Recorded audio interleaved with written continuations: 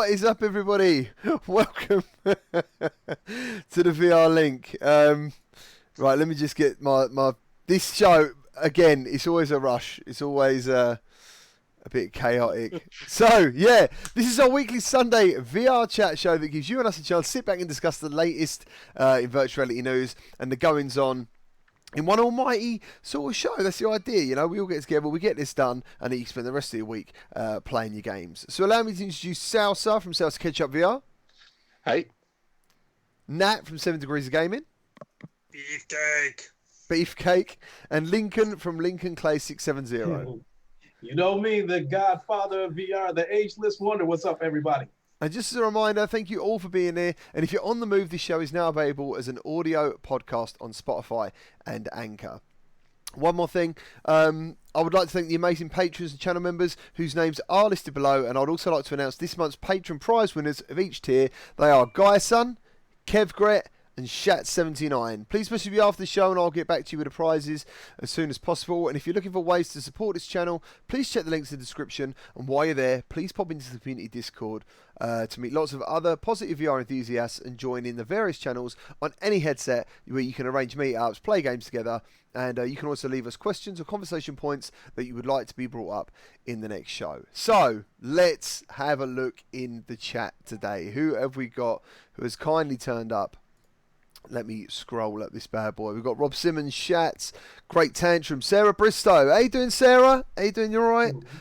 Just to let you know, on most of our channels, most people who watch get a shout out. It's just how it happens. Delica, how's it going? TGK. Who else we got? PlayStation Plus like podcast. How's it going? I wanted to give him a shout. PlayStation Plus podcast, as he was a big helping me get my channel to where it's at right now. Oh, that's lovely. Thank you very much. That's cool, man. That's lovely. Who else we got? Demiri, how's it going? We've got Sarah again. She says she loves bacon. That's great. I love bacon. I've Fez69. Who else we got? You got cold yogurt. Nice. Oh, Shat's cool. I'm glad you're here, man. I hope you heard that. Who else have we got? Have I missed anyone? Well, you got cold yogurt says that he listens to our show via a podcast while driving. Oh, wow. So I think we need to give a shout out to both you and Salsa for sorting that out. Nice, man. Well, to be fair, it was my idea, and Salsa does all the sorting. That's it, man. Yeah, like today's shows took me absolutely ages to get ready. What should we? So let's do some VR news. Well, we're not doing what we played. We usually do what we played. Oh yeah, I missed it. So that means I'm gonna have to play that breaking news thing again. I just played that just at the wrong time because I've got VR news at the top of this bloody thing. And yes, you are right. I've got it in tiny. Why has that changed? Yes, let's do that. And let's start with Lincoln this week. What has everyone been playing? And can you let us know in the chat as well, please? Okay, first of all, Cold Yogurt, what's up? I have been playing mostly Asgard's Wrath. Still such an amazing game. I haven't really had much of an interest to play anything else. How many hours to get a hold of some new weapons. How many hours do you think you've put into it now? Percentage-wise, I think I'm only like 30% done with the game, but if I had to put a number on it, I probably think I've got somewhere between 10 and 15 hours into the game. Okay. Because I have been completing some of the side quests. Nice. Yeah, I love doing that in games. It's so worth it in games like that. Mm-hmm.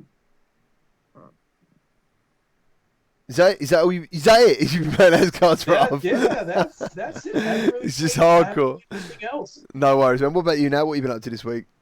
Only one VR game for me. Most of my time has been split between three flat games, which is The Outer Worlds, which I'm close to completing now. To be honest, unless Death Stranding exceeds my expectations, The Outer Worlds is my game of the year. It's absolutely phenomenal. I've been playing Call of Duty. I'm actually one trophy away from getting a platinum on a Call of Duty game in the very first time ever. Because you ain't got to do the multiplayer to get the platinum trophy for Call of Duty Modern Warfare. So that's awesome. Jumped back into Battlefield 5. Really loving the new War on the Pacific map, Iwo Jima.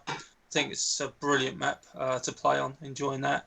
But the VR game I played was a Halloween thing. Was Five Nights at Freddy's VR Help Wanted, and Nice. I don't get it. I really don't get the game. It made me jump, but after half an hour, I was bored. I was like, okay, because I think we had this discussion last week where I sort of said a jump scare game is fine, but then you know when the jump scares are coming. Yeah. It becomes boring, whereas something like Resident Evil 7, because it builds the tension, it's so much scarier. It's not about the jump scare. So, yeah, I was just like, at the end of it, it's just like, I don't get it. I even had somebody on my thing sort of saying the same thing to me. He's like, I don't get it either. So I was like, I don't understand this. But, you know, obviously, you know, different things for different people. I did also try to play, is it VR Crisis Brigade, a side quest game for the Oculus Quest. And while I could get the game to load, I couldn't do anything with it. Like my touch controllers, they wouldn't shoot, they wouldn't reload. I was just stuck in the menu for like 10 minutes. Yeah. And it's just like, well, this is boring. So, a lot of boring stuff, unfortunately, for me when it came to VR this week. But obviously, this coming week is something that I'm really, really looking forward to. So, in Pistol Whip. Yeah, nice, dude, nice. What about you, Salsa? What have you been playing? I've only been playing two things really this week, which is the PC version of Borderlands 2. Just because I wanted to see that in the higher res, and that's really cool. And the other one, Asgard's Wrath, as well, because I want to try and get that out there before Stormland comes along. Yeah. And it's taking its time. So yeah, I'm with Lincoln on in that boat. What would you say about Borderlands 2? Would you? I mean, is it? Because obviously there was a thing about No Man's Sky and being on PlayStation and then on PC. I mean, is it drastically different? Is it, you know? In terms of visual clarity, it's a lot nicer. It's just it is a lot nicer just because of the specs of the headset and the computer being able to drive the graphics, so they are ramped up a good amount. Yeah. So that far distance thing is really good. You can snipe a lot easier with Borderlands. Can you use scopes? Because in Borderlands 2 on PSVR, you have like a window, don't you, that turns up? You still have the window because that was how it works on the flat game as well. Oh, okay. Yeah. So they didn't want to change that as the dynamic of how it worked. But they are a bit more usable. They're still shaky a little bit because it's still based on your hand movement. But it is actually doable on the PC version to use those scopes. Cool. It's not as good as using the scope in the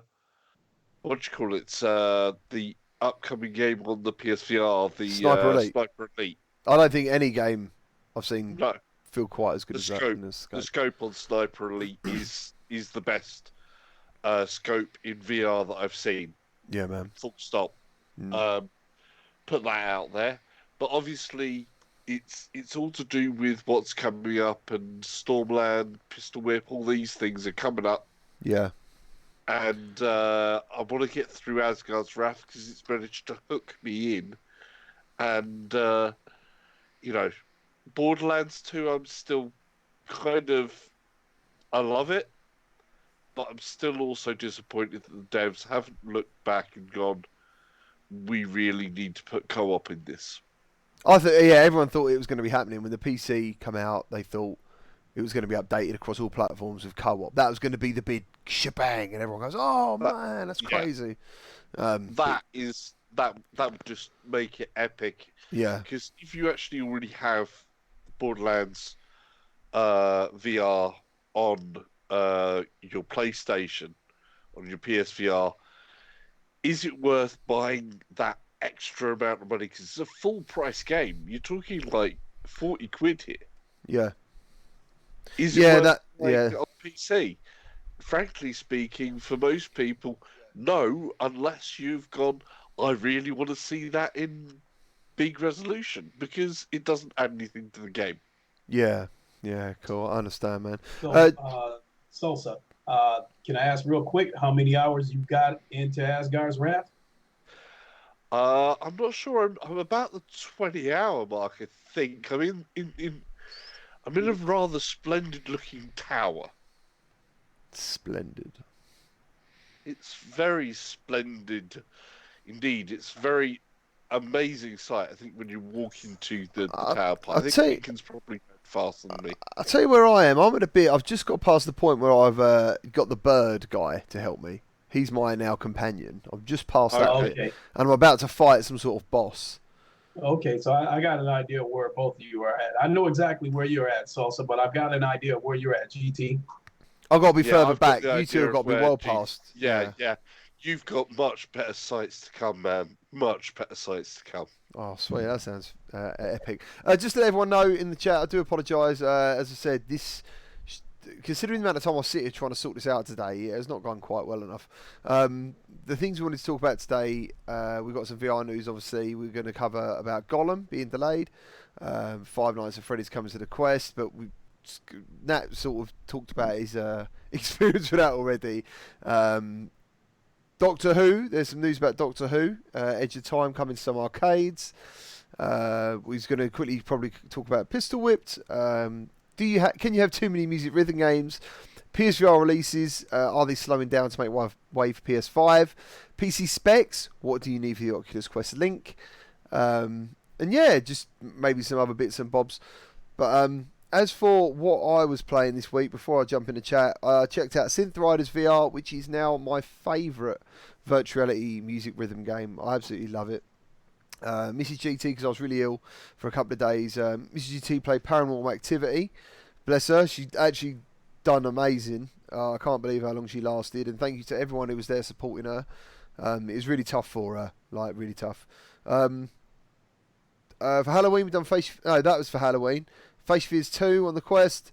Rico's Fragments as well. We did that. Dude, that is funny. Like, it's limited though. Like, it doesn't take long to discover sort of everything everyone can do. You know what I mean? And it is coming to enjoying slamming doors on you though. Yeah, that's doing my head in. That's what I'm saying. So, and then we spoke about it, didn't we? Like, if it comes to the Quest, it's going to be fantastic for parties. Things like that, you know what I mean? Get someone in the Quest and you can just scare the crap out of them using your mobile phone. And then I checked out Blind Spot on PlayStation VR, which I was pleasantly surprised with, and I really, really enjoyed it. So, who have we got in the chat now? Who have I missed? We've done some shout outs. Someone talking about Smoky Bacon. Hello, Mick. How's it going? Nice. Hello, Luke. Chess, JD Max, what's up? Yo, JD. Hart, what's up? Nice. Who we got? What have people been playing? Glad to hear you on Spotify. He's actually pretty cool. You all right, Mike Kelly? How's it going? Yeah, he's pretty cool. This on Spotify. I listened to us in the gym actually.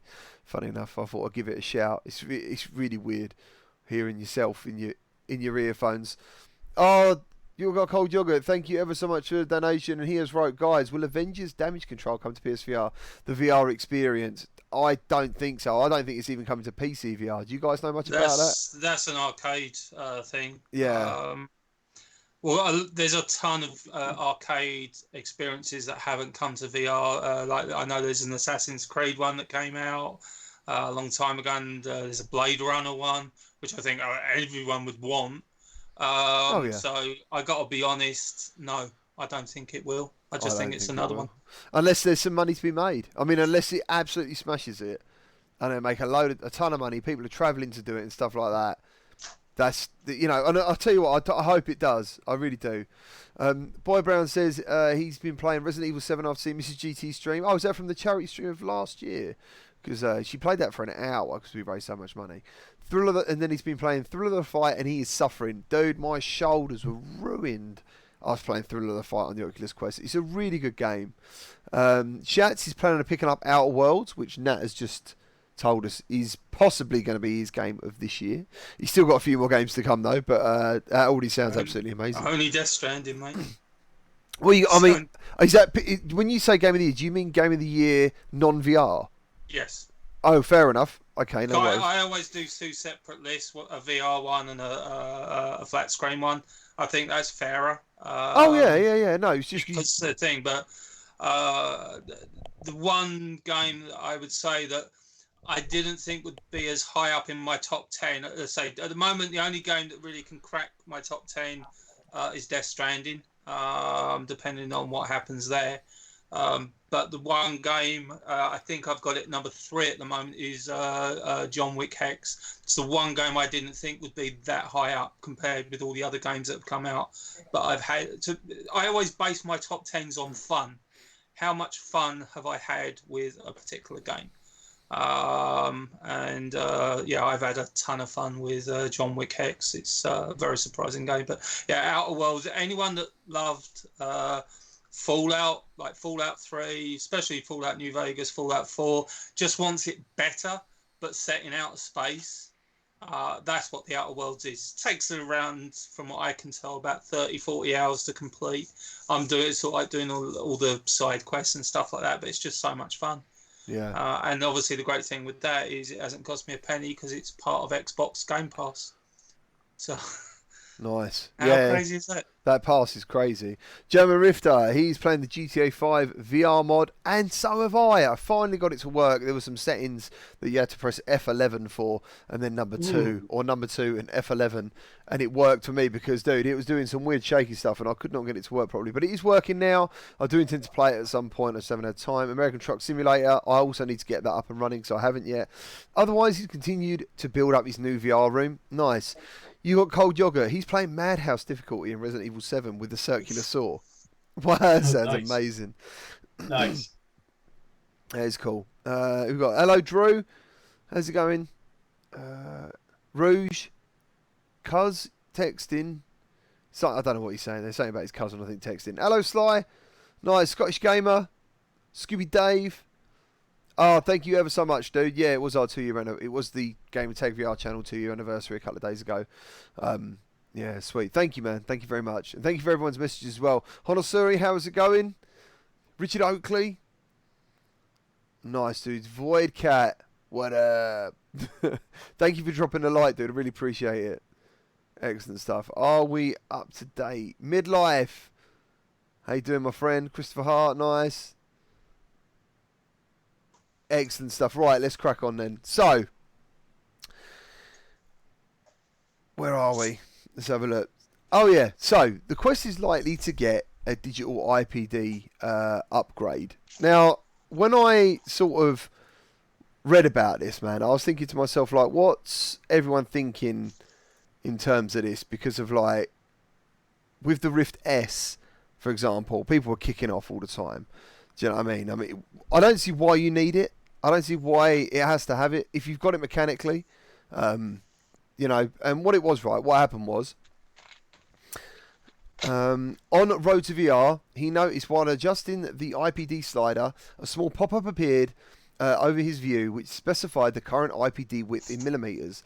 The readout updated as he moved the slider, and basically like in the Rift S or anything else. This week, an Oculus spokesperson said to Road to VR that the company is considering adding the feature, though they didn't have any concrete information on why we might see it. I don't think that's going to add anything to it, really. I mean, no, I as a glasses wearer and different things like that, I know what my IPD is. It's just that when sometimes you try to align your eyes in IPD with the slider, you have to go, does that text look clear? Does that text really look clear?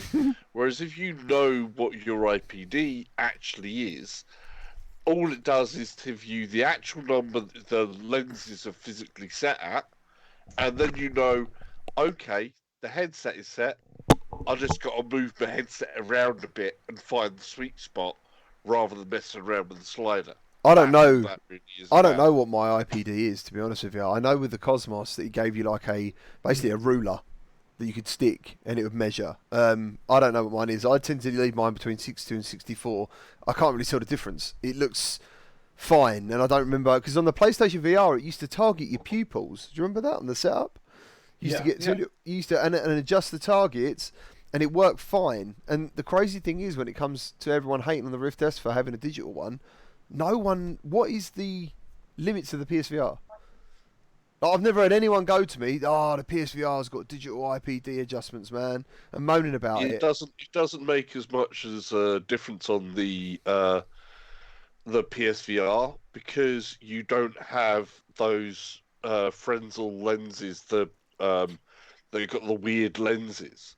So the sweet spot on a PSVR is actually a lot wider. But it's got to have a limit, though, isn't it? It's got to have a measurement limit, surely.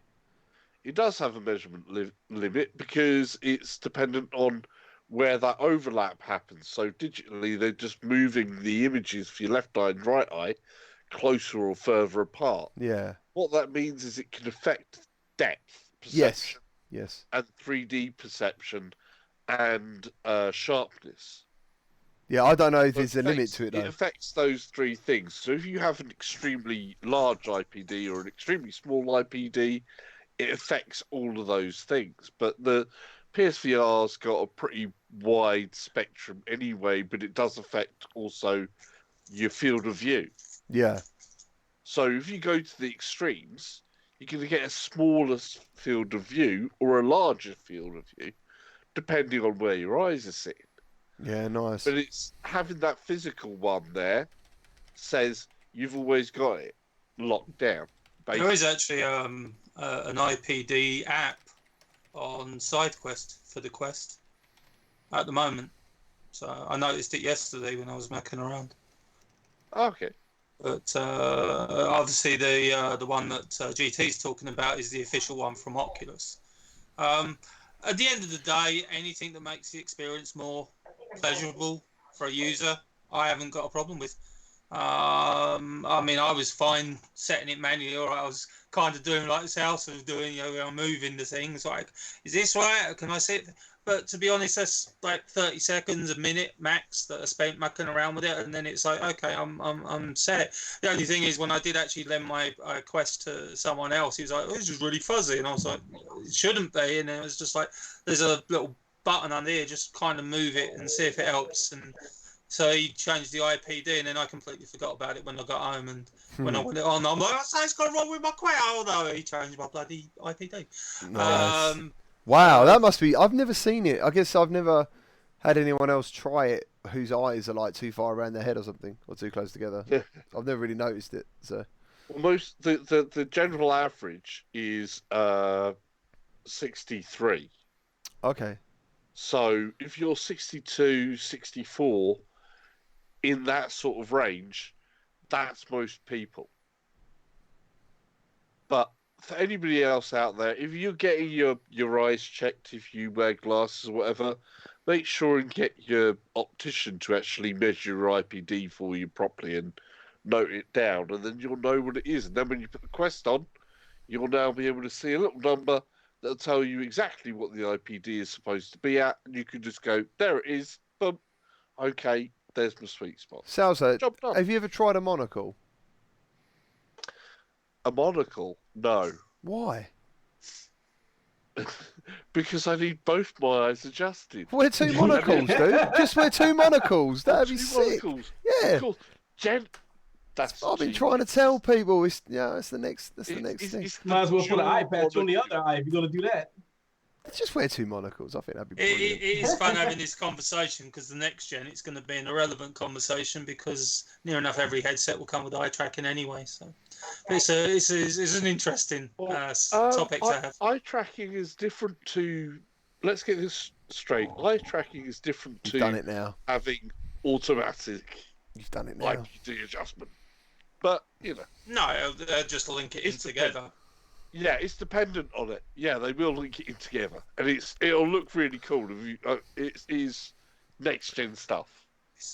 Salsa is my perceptor from Transformers. So Yeah. I got it in there. What was I going to do there? I was going to shut that off. I was going to go back over here.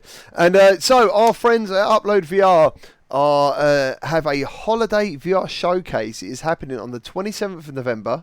That is 9 a.m. PT, 12 p.m. ET, 5 p.m. GMT. If you didn't see their E3 VR showcase, I thought it was very good. Nat said something to me earlier. He said he reckons it's going to be even better. So, yeah, man. I mean, are you guys looking forward to it? I'm definitely looking forward to watching that. Yeah, I mean, as I said to you before the show started, there were flaws in the show that they had at E3, both in terms of timing and consistency. It kind of went a little bit all over the place, rather than having sort of like a constant like beat to it. But the thing is, that was the first time. So I think I said at the time of the E3 show that, listen, I thought it was a great show. And any complaints I had, well, it's their first time. Every time you try something, like the first time we did this show, it was all over the place. We've got a little bit more better as we go. But yeah, I think the second show, as long as they've taken the criticism on board as what it should be, constructive criticism, I think the second show that they have at the end of November is going to be excellent. Also, there is so much unknown to come. Also, we've got a lot of games, things like Aspire 1, that we still don't, know when it's coming. So they could they could absolutely nail it out of the park with games that we don't know about, games that we've forgotten about, and really, bring some ultra cool stuff, maybe even some surprises. So again, PC and Oculus Quest, I think, will be dominating over PlayStation VR, but I still think, for example, our guys at Perp Games, who are phenomenal, I'm sure they've got a couple of surprises up their sleeve for us. Yeah, see, when I watched that showcase, because I think I asked as well if I could restream it on my channel and watch it with everyone, it actually felt like they were the IGN at the time. Do you know what I mean? It felt like it was really nice to have a main home place to get that stuff. Does that make sense? Yeah. It just felt, I thought it was brilliant. Personally, I was so happy. I absolutely loved it. So I'm really looking forward to that. Steelwood Studios have announced Five Nights at Freddy's is coming to Oculus Quest, but there is no release date currently. So I went in completely blind to Five Nights at Freddy's. People in the chat were helping me understand the gameplay. I haven't checked out the DLC yet, and I enjoyed it a lot. I got very jump scared by it quite a few times. So, Lincoln, you ever played this? You ever played Five Nights at Freddy's? Yeah. Oh yeah, you're a scaredy cat. I forgot. Yes, I am. I tried it for about 10 minutes. When I seen that 7-foot robot getting ready to walk through the door, I slammed the door shut on him and took the headset off. But my son is still poking at me to try this out. I mean, he even said something to me this morning. I didn't do anything on Halloween because I slept all day. But I need to go ahead and get these chicken feathers off my back and go ahead and try one of these horror games. Yeah, man. You got to do it. No, your channel will love it as well. Definitely. No, I love it. They love watching you be scared and look like an absolute idiot. Yeah, cool. What about you, Sal? You play Five Nights at Freddy's? It's not one that I've really got. Because there's this. I think it's a younger generation thing in some things of Five Nights at Freddy's as a thing, but it's not one that I've jumped into because there was so many other good things that was going on at the time that interested me more. So it's a case of horrors, not so much me. Racing games at the time coming out and things like that, much more my thing. So I go towards what I think is best for me. I think that's a case for anyone out there, really. I've seen people play Five Nights at Freddy's and have fun with it, like yourself. It's a jump scary thing. Don't think it really appeals to me, I'm afraid. Okay, man. No worries, I got you. So, next up, Gollum for PlayStation VR has been delayed again. Apparently, it's the last time, though. That was the comment that I picked up, that it was for the last time.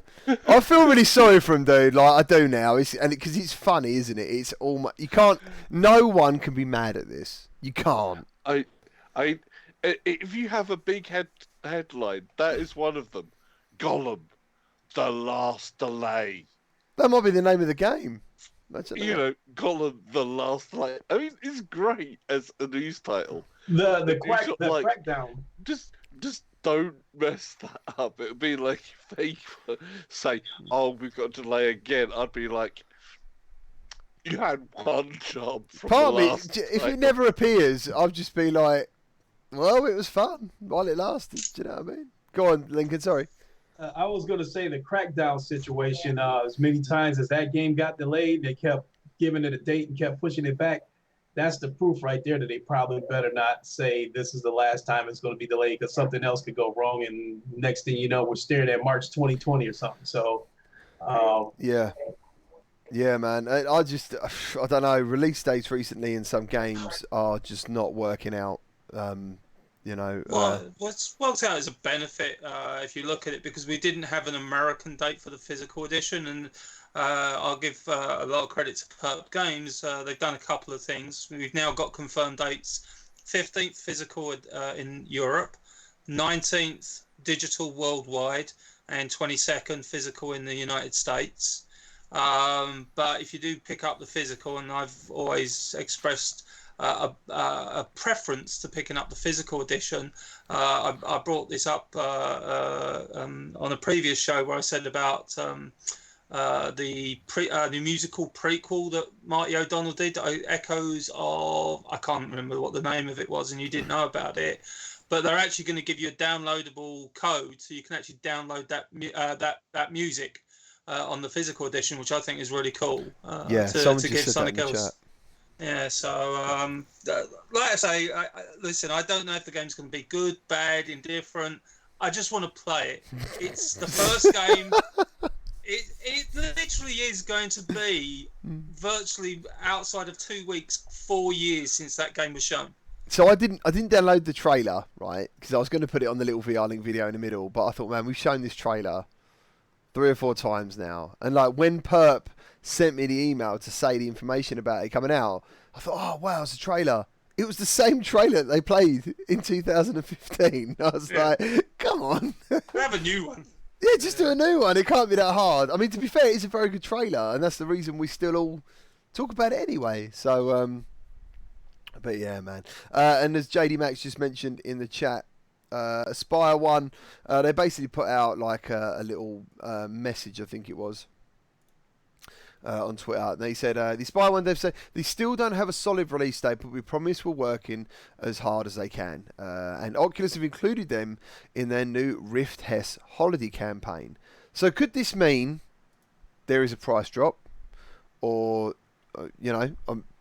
coming up to the holidays? I've seen German Rifter mention in the chat that he is seen as such in Germany, that he's got some price reductions, and I'm sure that you said that as well, Lincoln, that you're going to see some price drops over in America. Is that correct? For this particular game, I'm not sure. No, for the headset, Rift S. Oh yes, Black Friday, $350 for Black Friday, so it's $50 off. So if anyone's in the market of getting the Rift S in the near future, might want to wait until Black Friday to pick it up. Yeah, man, yeah. So I'm just going to quickly play their new trailer that they've just chucked out, Oculus. And I'm not going to mute you guys, but I'm just going to play the trailer. So.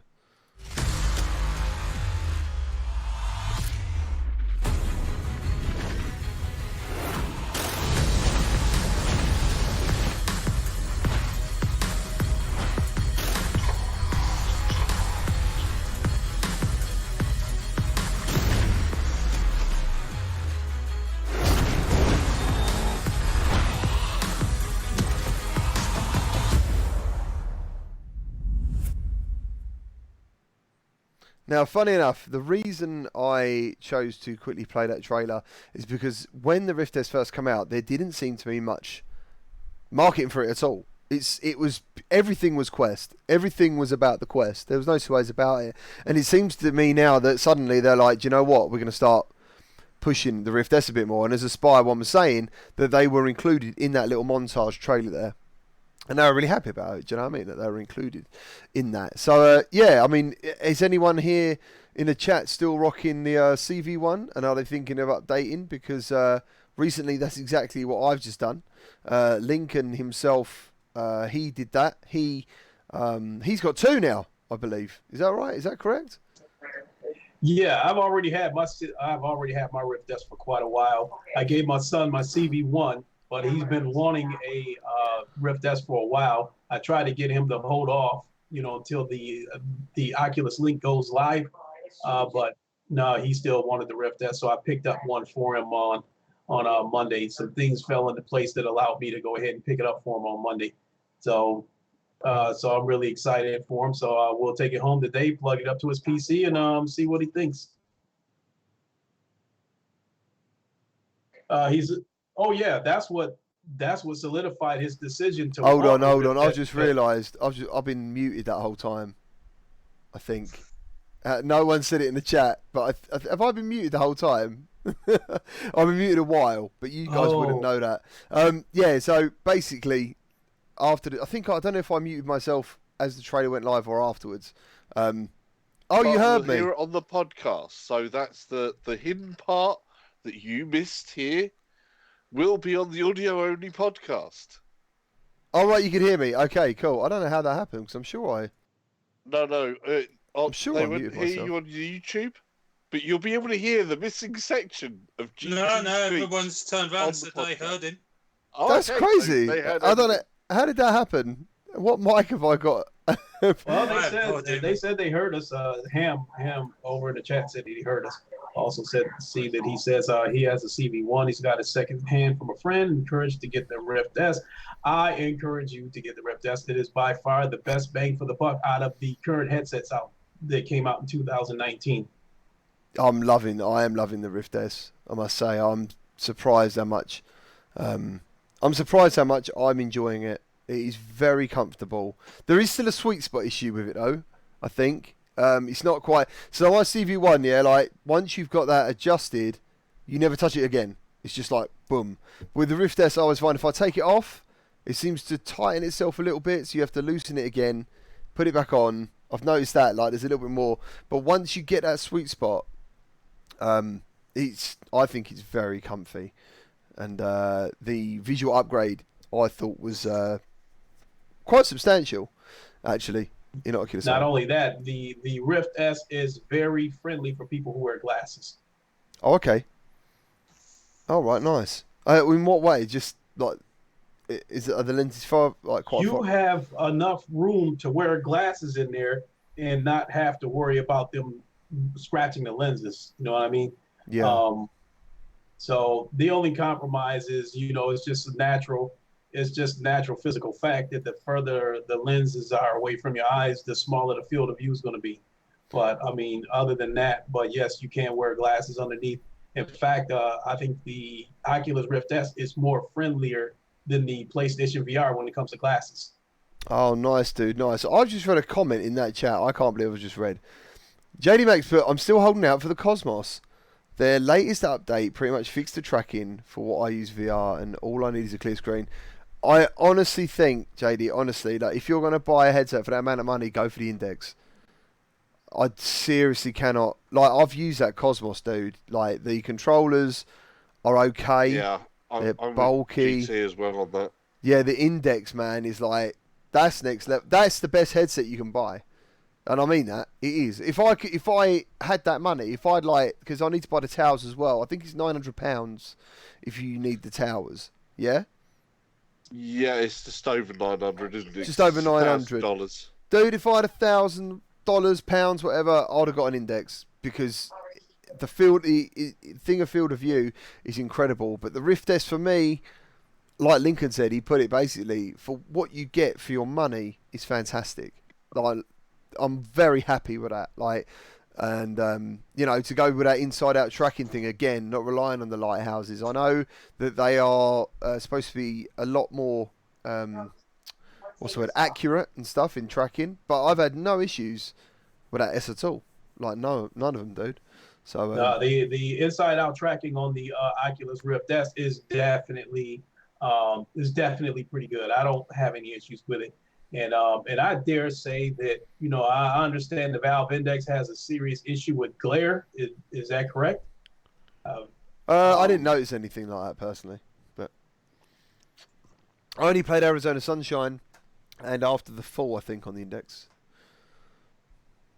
So with that being said, I think for the price of a Valve Index, I'm liable to buy 2 Rift S's and see if someone wants the other one. Yeah, I Right. mean, honestly, like that's the problem, right? If you put a Rift S against a Cosmos, the Rift S wins all day long currently. Like, you know what I mean? That's the problem, and especially with the guys talking about there being a price drop. This is the reason I wanted to bring it up in the first place.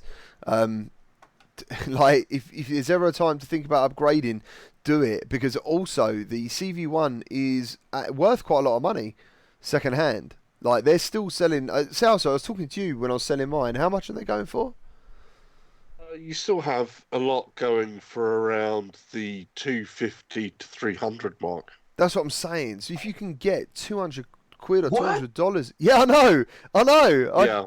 Yeah. Where are you seeing this at? Because I'm like, I've seen them on eBay for as cheap as $150. Yeah, but that's the American side. You come over to here, if you used to buy that, the import charges and everything else and shipping is kind of immense.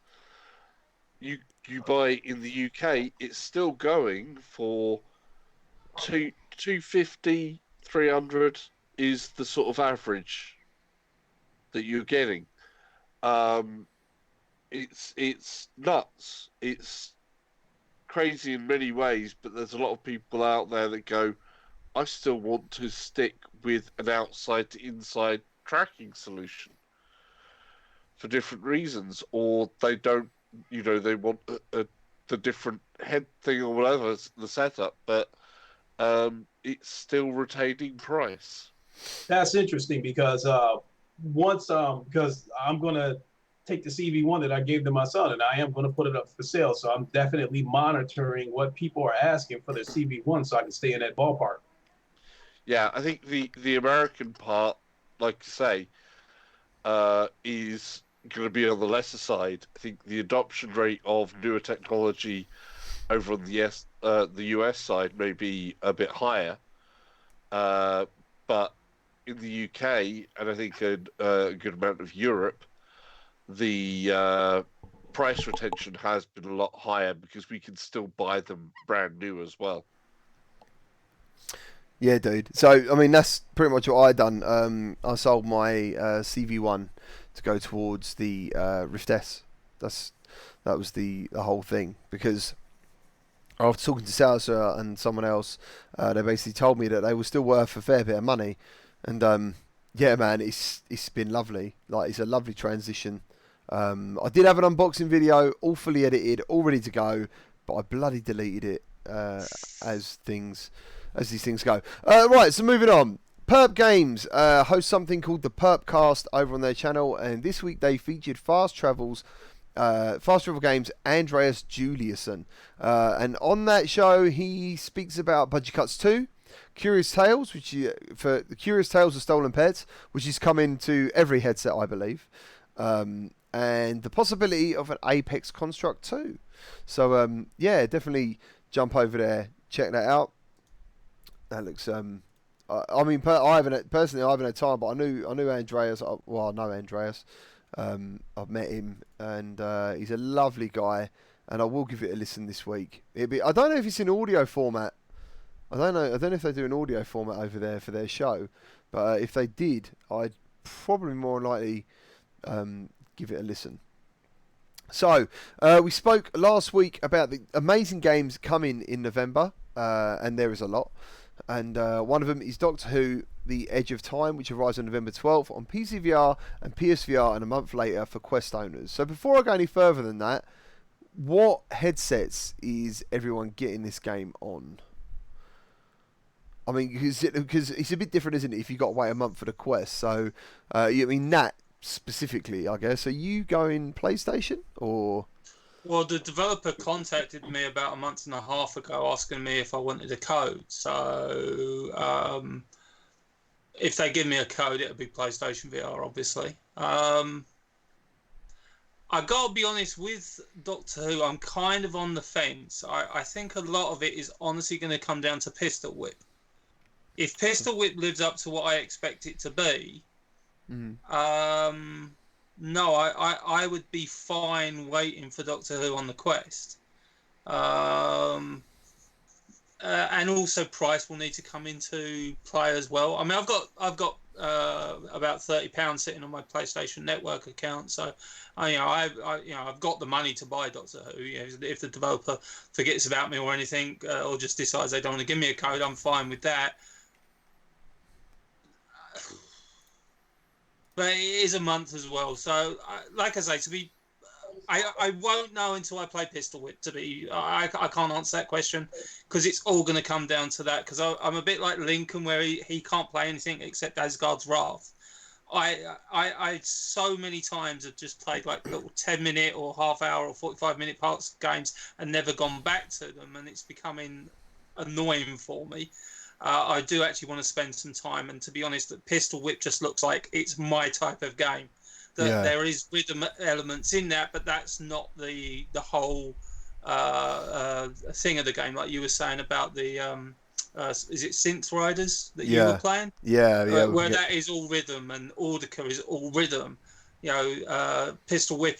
Yes, it has a rhythm element to it, but to be honest, it's that super hot John Wick type thing that really appeals to me. And I know there's a video out with the first 5 levels of Pistol Whip. I don't want to watch it. I've watched the first level, and it's like, look at that. But I don't watch the other 4 levels because I want to experience it for myself. The only thing I've done with watching the Pistol Whip videos is I've watched to see how people play it. Not necessarily the detail of where the enemies come in or anything. Like literally, I'll watch a video for 30 seconds, and there's definitely a clear-cut difference how you can play it. So you can play it like you just like gunning. That's it. You're gunning. Yeah. Your main objective is to dodge and gun, or your objective is to like get the reloads on the time, get those shots in with time with the music, and that's what gives you the points. Do you know what I mean? Like that's what it looks like. You get the highest score. You play the game as a rhythm shooter. That's what it looks like to me. And when you see someone playing it like that, I'm like, dude, that game looks absolutely sick. Like, and to talk about rhythm games, I guess you could put Pistol Whip in there with the rhythm games. What we were talking about. So let me quickly carry on with this thing because we're going to tie off like normal, or just go off on a tangent. Anyway, so on November, going back to Doctor Who, on November 23rd, which is Doctor Who Day, for anyone, I didn't know that, it's coming to, there is a 20-minute experience coming to over 100 arcades via arcade providers Synthesis VR, Springboard VR, Control V, and Vive Arcade. In this video, when it finishes, I didn't get the link straight away. There is locations for all the arcades. You can find one if there's one near you, and there is one in London. So I am semi-thinking of doing my first VR arcade trip. So that could be pretty cool, man. Next up is news of Vader Immortal Episode 3, the final installment in the series. That's coming November 21st for Oculus Quest and Rift headset owners. Before I go into the story, guys, let's talk about Episode 2, if you don't mind, quickly. We'll go with you, Lincoln, dude. Have you played Vader Immortal and stuff? I played Episode 1. I have not played Episode 2. I do have it, but I have not played it, mainly because of Asgard's Wrath. And I think that's going to be the case when Episode 3 comes out. But I did monkey around with the dojo a little bit in Episode 2. I do like the element of being able to throw a lightsaber and use the Force to bring it back to you.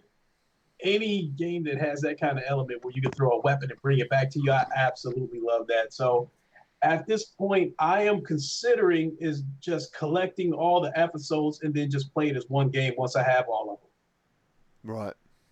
Okay, cool. I mean, that's a fantastic idea because I would say Episode 2 was the quickest. Like out of the two, it just flew by for me when I played it. I was like, wow, it sort of started and it was sort of over. What about you, South? You've been playing, you played Episode 2? I did play Episode 2. Like you just said, I got to a point in the storylines, and it's like, okay, so I thought that was going to be load of next level, and it wasn't. It was the ending credits. So I was like, right. you do get some value from the dojo. Oh yeah. The dojo in episode 2 is better. Is makes it, without a doubt. Yeah. That's brilliant enough for the price anyway. You're paying for the dojo basically. Episode 2, you're not got enough story there. I was hoping for more story.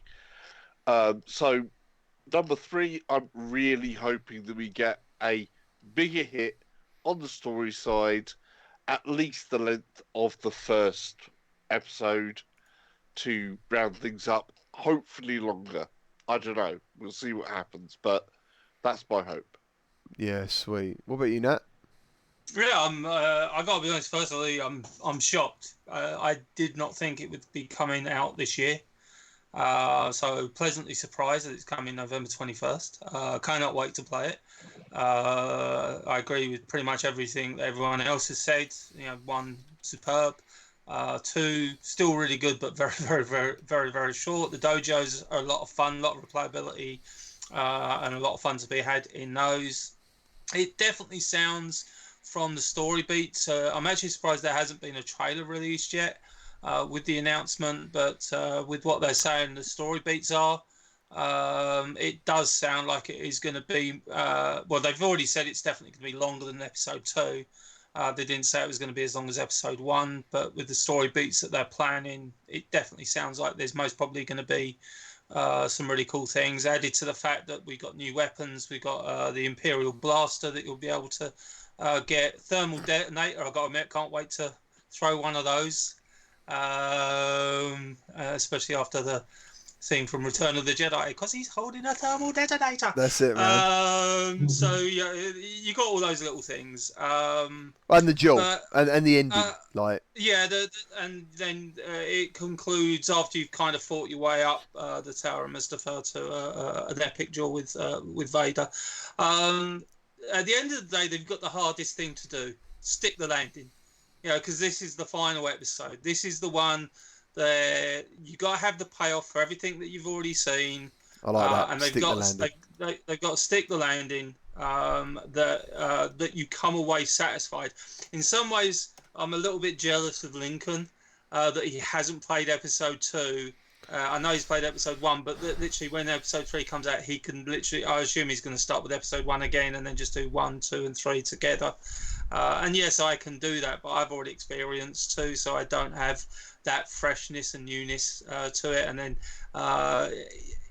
whereas I was a little bit disappointed with 2, it's like, well, this is really cool and I like this bit, but it's really short. He won't have that same experience because he'll be moving straight on to episode 3. So he won't have time to think of, oh, well, this is it was really cool, but it's a little bit short. He's going to be going straight onto 3. So really looking forward to it. Congrats to Oculus for actually getting the whole thing out by the end of the year. Like I say, if you're a Star Wars fan, it's at the moment it's been everything you want. In terms of Jedi powers and lightsabers and everything like that, I don't think you could have asked for much more with the tech as it is at the moment, and it still blows my mind that thing runs on an Oculus Quest.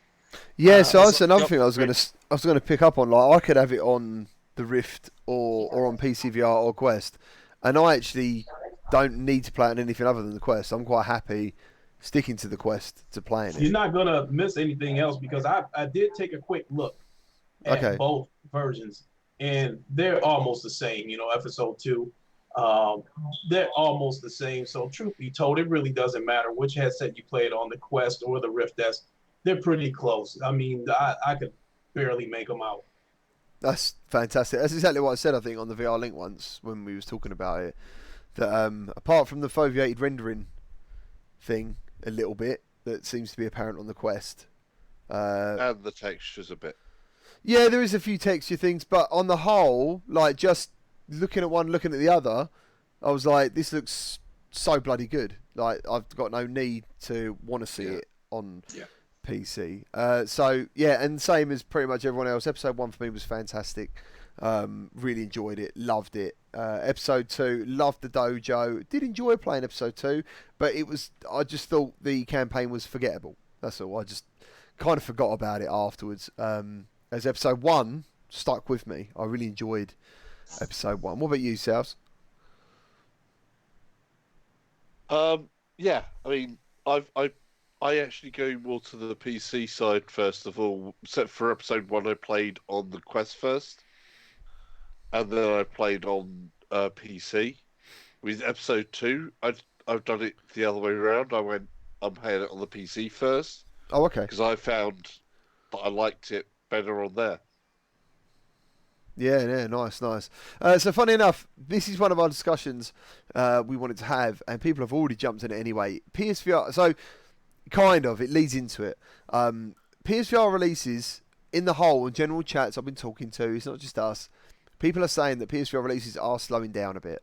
And we, talking amongst ourselves, are wondering, is it because the PS5 is on its way? Development kits are reported to be out. In that way, you know, I mean, how does that affect the developer to know the PS5 is over there and they could have a potential PlayStation VR launch title on their hands over releasing on current gen hardware? So yeah, and just going through the chat, we might as well say hello to some people as well. We've got the VR Realm. How you doing, my friend? I think we said hello to Fez earlier. Ciao, Franco. I'm going to call you Franco, dude. He's written some pretty good comments, to be honest with you, and I agree with quite a few of them. Oh yeah, and Fez has basically blown the lid on that Vader will die at the end of the.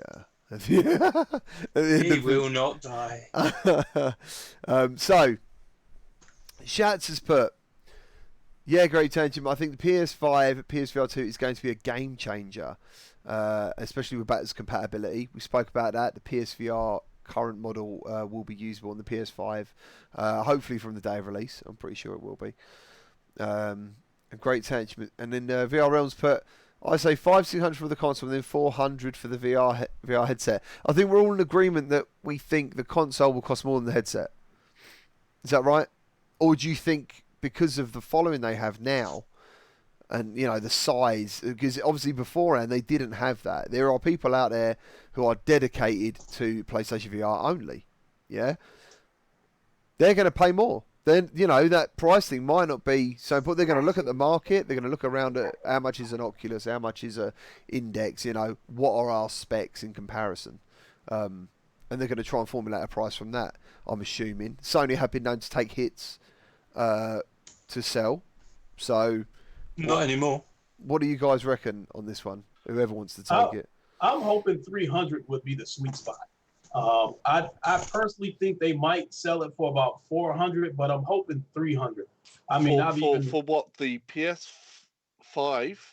For the PSVR headset, PSVR 2. Like what was just said there, the console coming at 500 to 600 though. Mm-hmm. I'm like, that's gonna kill a console again. You know, I think that's too much for a console. I think 499 is going to be the price. I can't see it being any lower. I can see it being a bit higher, but I think 450 to 499 is 450. Yeah, I get. They don't do 50s here. It's 100. But 600, no way. I think 600 people just go, this is a games console, not a PC. No, but I do know what you're saying, and they know they're going to sell numbers. It's not a case of, oh, we'll see what happens. Do you know what I mean? They know, like 20, 40 million are going to sell bloody fast or whatever. They wouldn't sell numbers.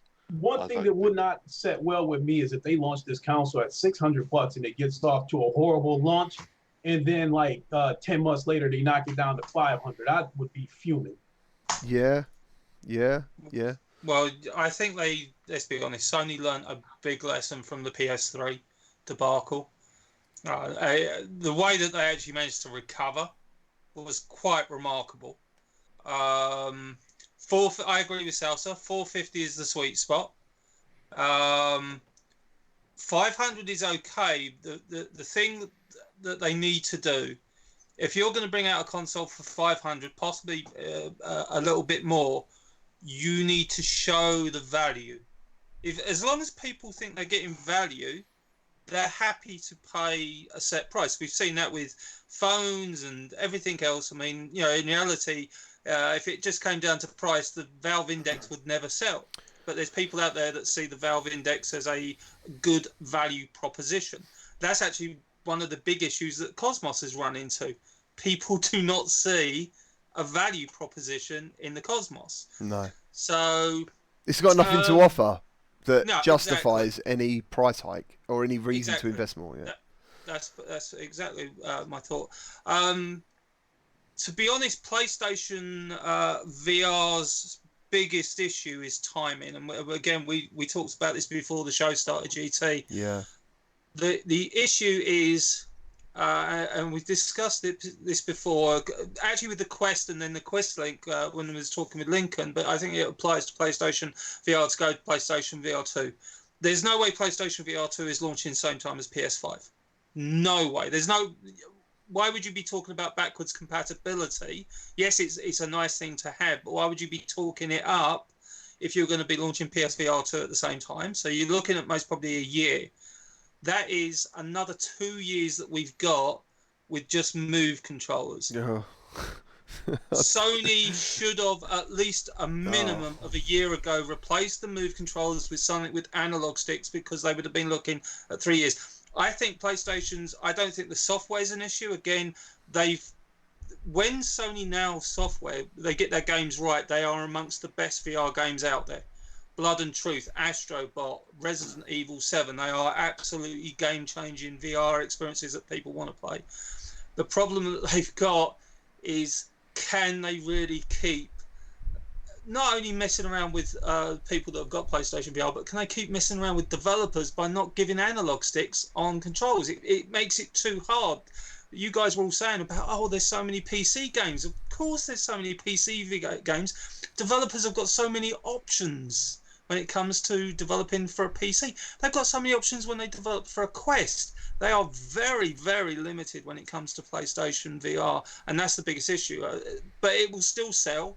That it offers backwards compatibility is great, but Sony made a huge, huge error.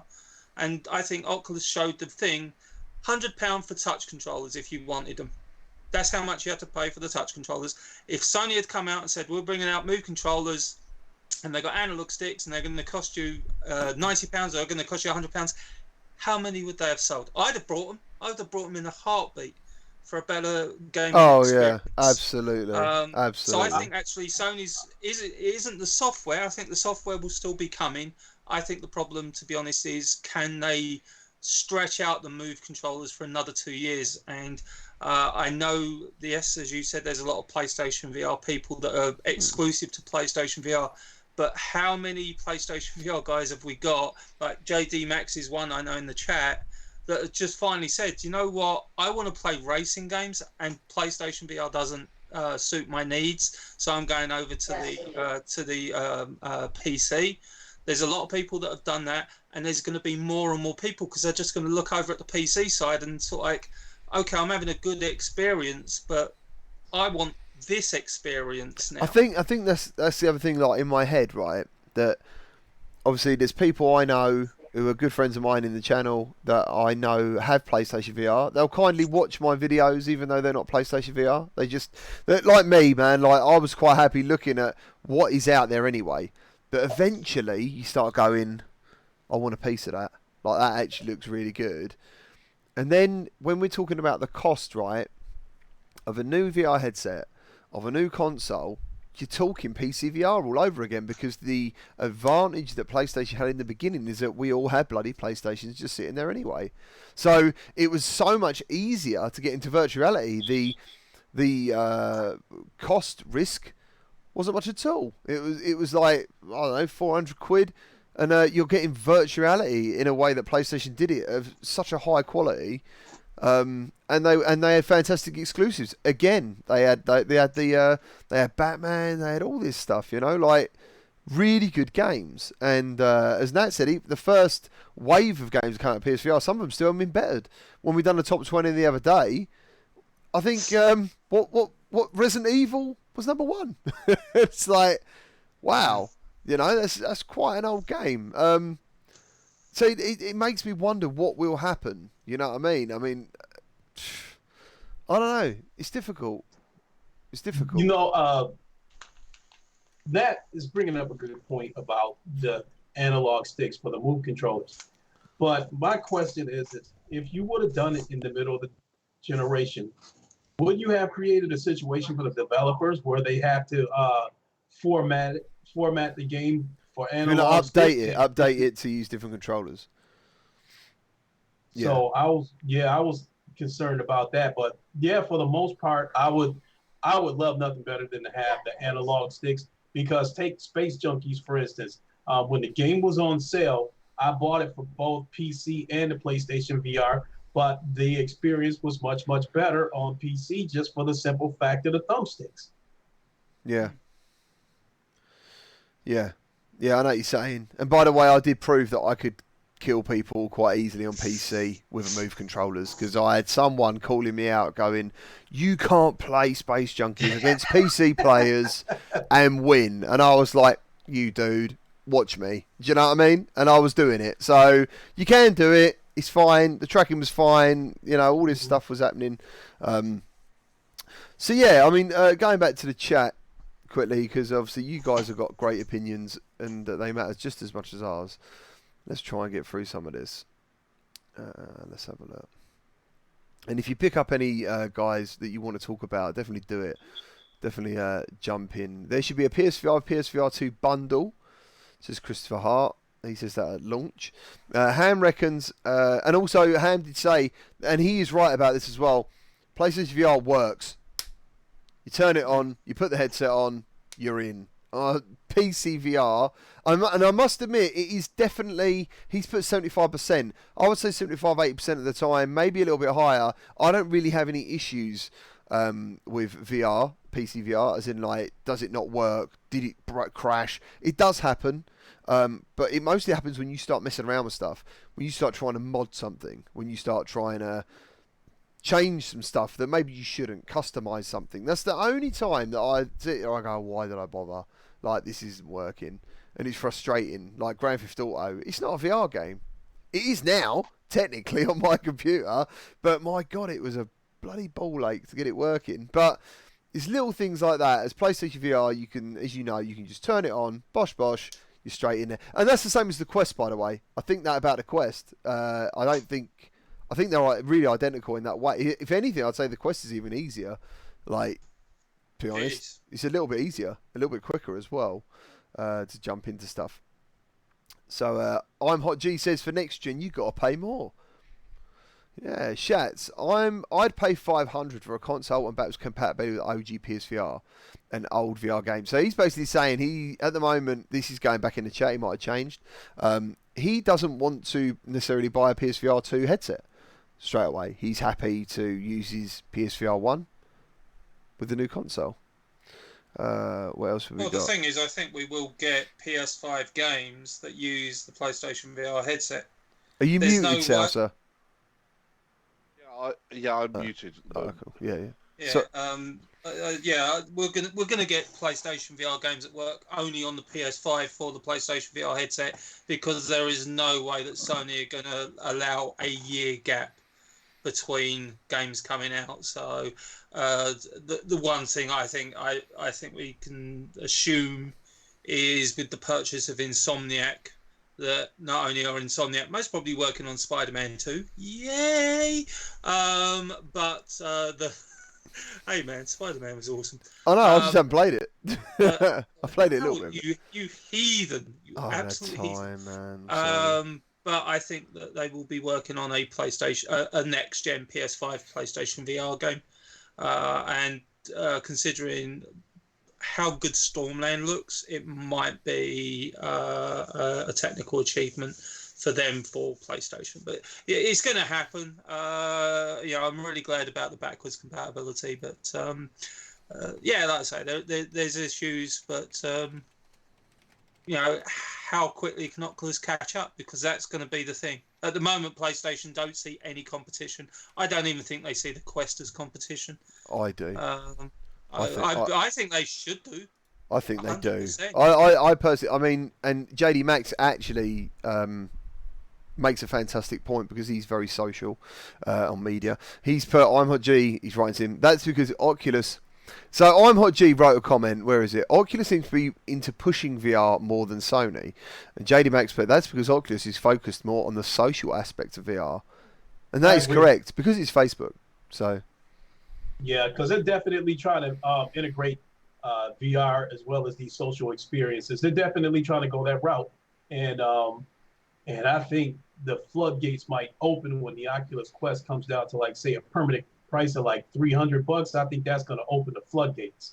yeah, and just from a I don't know what you want to call us, video creators, content creators, whatever you want to call us, and people who do this in the chat. PlayStation, I have got an email contact at Sony, but they don't contact me. Very rarely. I have to write to them to get any sort of response out of them. And developers on PC and Oculus, they reach out.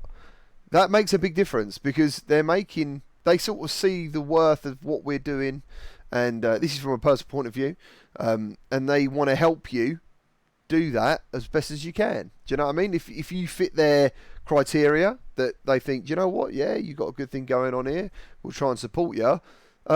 They do that, and developers do that as well. And that's the thing. I think what for me, that's what I took from JD's comment. They're alive on Twitter all the time. Oculus, they're out there. They're talking to everyone. They're just I was saying they put the other day was just, how's everyone's day been? What you playing today? And it's like, wow, it's just a random conversation starter. Little things like that mean a lot to some people. You know what I mean? Yeah, but you've also got the issue there is Oculus. It is the virtual reality headset. That's all they do. Oh PlayStation, yeah. PlayStation. Let's be honest. PlayStation VR is a nice little side project, and it's made them a lot of money. But their main focus is PS5 or PS4, PS5. PS4 is what 102. It's now the second best-selling console. That's their focus. To be honest, I think if you didn't have Shuhei Yoshida, I would even doubt that possibly VR would be there. I think he's most probably the biggest cheerleader, and he was when PlayStation VR had definitely come out, and he's continued to be. He's the biggest cheerleader for VR in general, but specifically for PlayStation VR.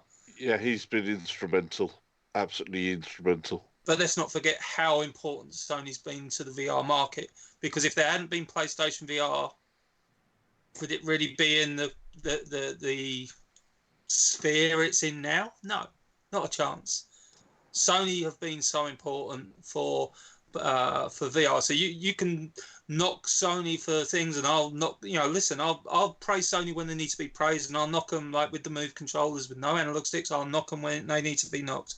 Same with just the normal consoles. But the VR marketplace would have been so different if Sony wouldn't have actually come into it, because how many people got their start with PlayStation VR and then moved on to other things. And there's a lot of people that have moved on to PC VR, but they still got their PlayStation VR because of the games. And that's what, out of everything, you can talk about specs and tech and controllers and everything else. The thing that any console or PC gaming rig always comes down to is games.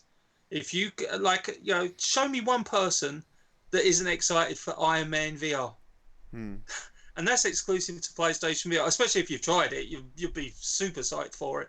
Yeah, I'm trying to stay away from I just want to chime in on something that's going on in chat at the minute about resolution of headsets, Quest, PSVR. The resolution of the actual headset in the Quest is higher than a PSVR. The resolution of the Quest is actually the same as the Vive Pro. The screens are the same as a Vive Pro. The only thing that differentiates between them is the power that drives it.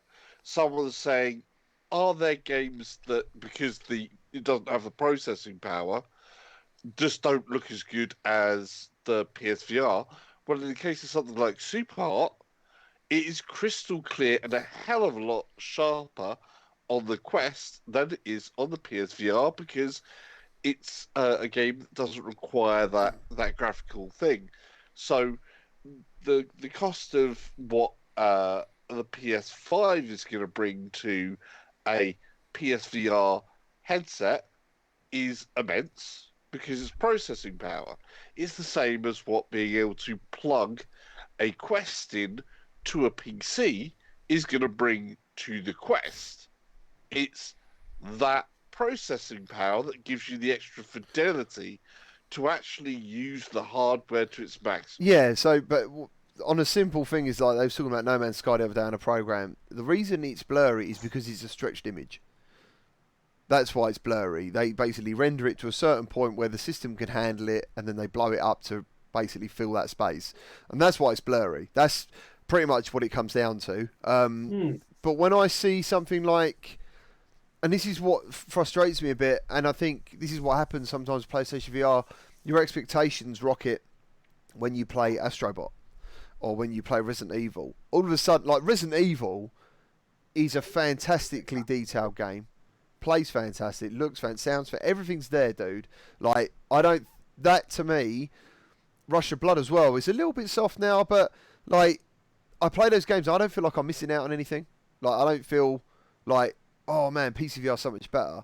That doesn't happen. But the games that tend to do that are the exclusives. They are the real PlayStation proper games. Do you know what I mean? Like, Batman, for example, still, I know that's on PC now, but when that come out... And this is what I'm trying to say. That game looked brilliant, and it still does. Like when I played it recently, I was like, this game still looks fantastic. So you know, I just think it does vary from game to game. Astrobot is a prime example of something that is probably better than most platformers on PC VR. You know, and that's in nearly every sense. You know what I mean? What about Wipeout, a Maker Collection? Yeah, I mean, that blew everyone out the park when that came out. There's all because those everybody things. was just expecting this downgrade in image quality. Yeah. You know, because from the flat, and suddenly we got it, and it was like, oh, actually, this looks really, really, really good. Yeah. This is one of the things where you've come to like a trend in many headsets, including the Rift S, of moving from pentile screens to separate RGB screens, because that sub-pixel count really does add a lot to a physical screen. Really does. But the rest of it is the power that's driving it. I mean, you've got other comments going on. I mean, you made a brilliant point with Wipeout there. It uses the screen, and it uses that super sampling to an ideal point. We know from developers that for the PSVR, the sweet point is at 1.6 super sampled. Go higher than 1.6 and you don't notice it. So similar things happen in your PC headsets where you can push the super sampling up. There is a certain point at which you're not going to notice that gain. Yeah. And then past that, it's all hardware. But so when you get to a certain point of super sampling and then down sampling, you're going to hit a sweet spot where it becomes optimal, and that's where the balances are. That's where everything happens. That's where the magic really takes off for you to notice what a headset's capable of. And that's obviously where the extra processing power of the PS5 is really going to keep the PSVR V1 headset as being relevant, because the screen, how they did that, they really did a good job with it. It's a really good screen. It does a really good job. I think it delivers in so many ways, and the PS5 will make it deliver a hell of a lot more than it's been capable of under the PS4. Tantrum, I recently met up with one of the developers. He's put Windlands on PSVR, looks very sharp. He achieved something on Windlands, as far as I know, that no other game at the time had achieved. And I can't remember what it is, and it's something to do with what he is saying. He's saying to himself, saying it's super sampling. Yeah, he did 1.6 super sampling, and it's running at a native 90 FPS. That's it. There are a couple of games that also do similar. Bound Yeah. runs at 2 times super sampling. I don't know if it runs at 90 FPS. As far as I runs know, 2 times. thank you. If you want to see the PSVR at its best visually and resolution, and it's Windlands. Windlands, So Kallax, and what's the other one? On the Pro, Res Infinite. I think Ultra Wings was another one that pushed the thing as Ultra well. Wings, they pushed the envelope out as much as they could. And do you know what's really cool about did. Ultra Wings, right? He was pushing out pro updates like every other day, and you could just jump into Discord and say whether you thought it was good or not. It was great. I was like, that's crazy. He's involving, a bit like Reggie Strange, he's involving the community in what do you think? What would you prefer? Would you prefer like a really high frame rate, or would you prefer a bit more detail and a higher resolution? And and in the end, he got to a sweet spot, and he was like, "Cool, everyone's really happy with this." So, yeah, I mean, it's one of those things that you can do with what the devs can look at. They can even look at super sampling is one area. Frame rate was the other, because on a PSVR you had 60 double to 120, 90, or 120 native. So most just go 60 double to 120. Yes. And they try to push the envelope as high as they can on super sampling. Yeah. But that's where, like you say, with Windlands, they went 1.6 is our sweet spot. Above that, we're not seeing any difference. That's it. Push the frame rate past that. And that's part of the whole deal of finding where the limits lie. And just to let you know, Windlands was the first game in virtual reality that made me want to fall flat on my face. So quickly, another shout out. We've got the VR gaming room. How's it going? If I've missed anyone, please just say hello now and I'll give you a quick shout out. I think we said hello to Ham, a con artist. Who else did we miss? Thank you ever so much. Shats, man. Thank you very much. It's the discussion hasn't finished yet, though, dude. Thank you ever so much for the donation. We're about to get into the PCVR specs because Nat needs a PC to use the Oculus Quest link cable. So I'm sure that's something everyone is going to be diving in a second with. Where are we? Hard to get. Drew. Who have I missed? Have I missed anyone? Scroll down, scroll down, scroll down. Yes, Richard Wiley is my brother. How you doing, bro? You alright? The Drunk Gamer. Nice. Hello, Anne. How's it going? Have I missed anyone else? Phil Lewis. How's it going, my friend? Silver. Have I missed anyone? I think I said hard to get. Robert Dodge. Doom Dio and MQ. Oh, how you doing, man? You alright? So, who is Twinkle Toad, the flat screen gamer who just voted down the stream? How did you know it's him? That's incredible. I just wish they'd get rid of that dislike button, dude. Either watch it or just like it and watch it. I don't see the difference.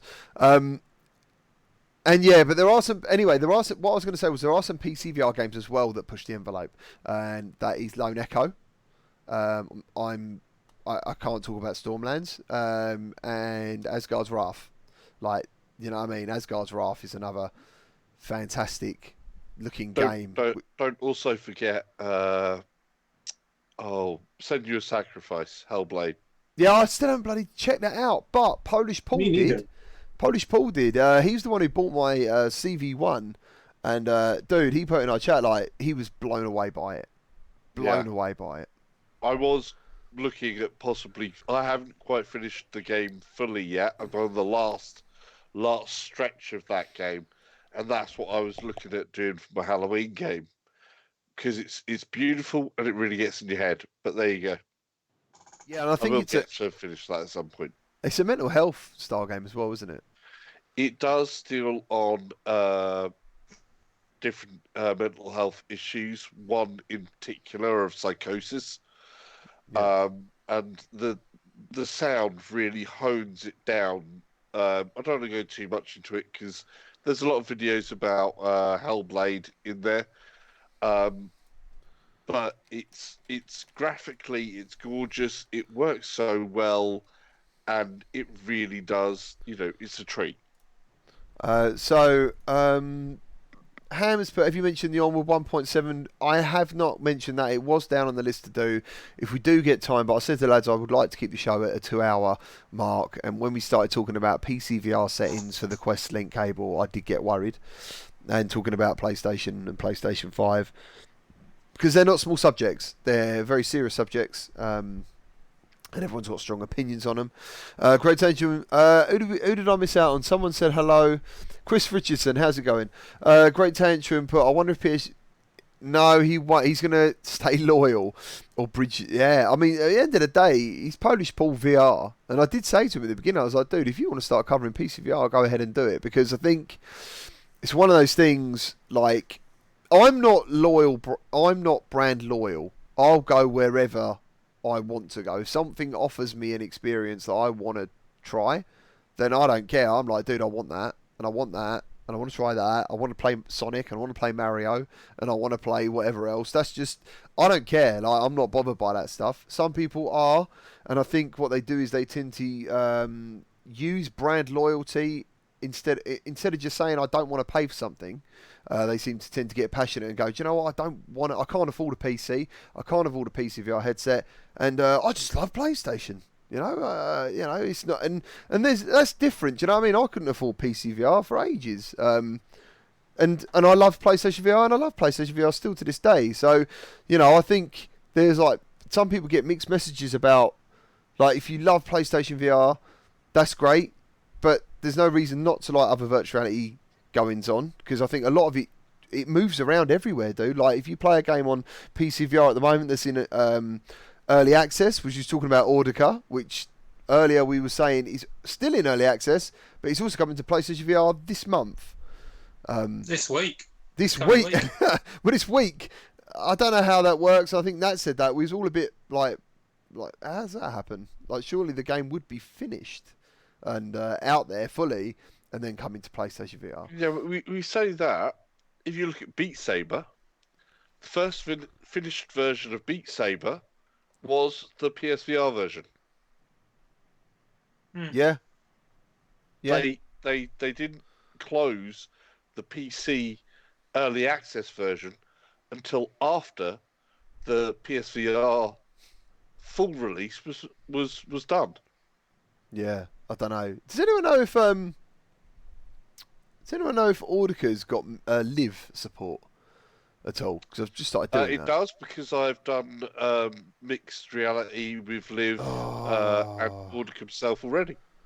Yeah, I loved. I've done that this week. Mixed reality is fantastic to watch. So what have we got in the chat again? Hello, Sane. How's it going? Hard to Catch just put the words Audica. We are going to get to rhythm game discussions. Sorry, GT could have afforded a PC for gaming if he hadn't bought the Xbox 360, the PS3, the PS4. Yes, and I think he told me that years ago. He was like, don't bother buying all these consoles, dude. Just buy a PC. He was like, you can play all you want. And to be fair, like, when you think about it, with the Xbox Games Pass, that did occur to me. I was like, why would you need to own an Xbox now? I didn't really see the need for one. There isn't one, because actually, going back to the Outer Worlds, that's an Epic Store game exclusive, except if you have Xbox Game Pass, and you can play it on through Xbox Game Pass on your PC. Yeah. Yeah, Microsoft are in a weird place. At the end of the day, I would still say that you do need PlayStation, you do need Nintendo. If you are kind of crazy like me, that there are games that are only on Nintendo that will never come to PC. There are games on PlayStation that will never come to PC. But yeah, Xbox is a much harder sell. But I've discussed it with you guys before. I had to change my channel. I was predominantly PlayStation VR, and at the end of the day, I stopped having as much fun as I was, and it's just like, I didn't start the channel to be PlayStation VR exclusive. I'm just going to do what I want. It's hurt my channel. I haven't got as many subscribers and stuff, But I've got to be honest, I'm having a lot more fun just playing whatever the hell I like to play. That's the thing. I That's have to be honest. If PlayStation VR would have had more racing games and more first-person shooter games, I'm not 100% sure that I would have bought a PC. Oh, okay. Right. Because Okay. I was fiercely loyal to PlayStation VR. And a part of me is still a little bit loyal to them in the sense that if it wasn't for Sony, VR would not be where it's at. I think that because of Sony, the Oculus Quest sort of was able to hit the ground running because VR was already on the rise when the Quest came out. Yeah, there's no doubt in my mind that PlayStation VR has triggered VR passion and VR people experiencing it and also sharing it. Like, you cannot escape the fact that the bloody share button on this DualShock inspired so many people to go, I'm really enjoying this, and now I can show someone what I'm enjoying. That's why I'm here. That button is the whole reason that I'm sitting here today, to be honest. Because I was, you know what I mean? It was glitches. To be honest, I thought I'd make VR glitch videos or something, because they were so bad. It was just, but I found it quite funny as well. So yeah, I would never. I really hope it's like going a bit back to what Nat said earlier when he said about them taking it seriously and, you know, not if, are they, yeah they are, and stuff like. I hope they do so much because they've got real passionate gamers sitting there waiting, and I think in my mind I was a little bit annoyed that the Move controllers are still here.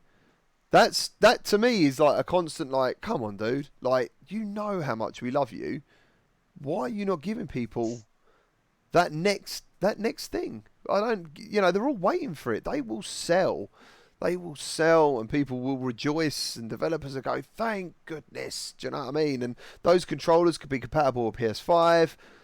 Bosh, I don't know. I can enjoy Killing Floor Incursion then. Yeah, and the pace picked up a little bit in the chat that they agreed with me that if PlayStation VR had more racing games, they might not have, went to PC VR. It's the same for me as well. When it comes to picking up the CV1, I'd come back from Japan and I'm like, right, I want racing games. I want something else. I want to do a bit more of the racing games because that's one of the things I really love.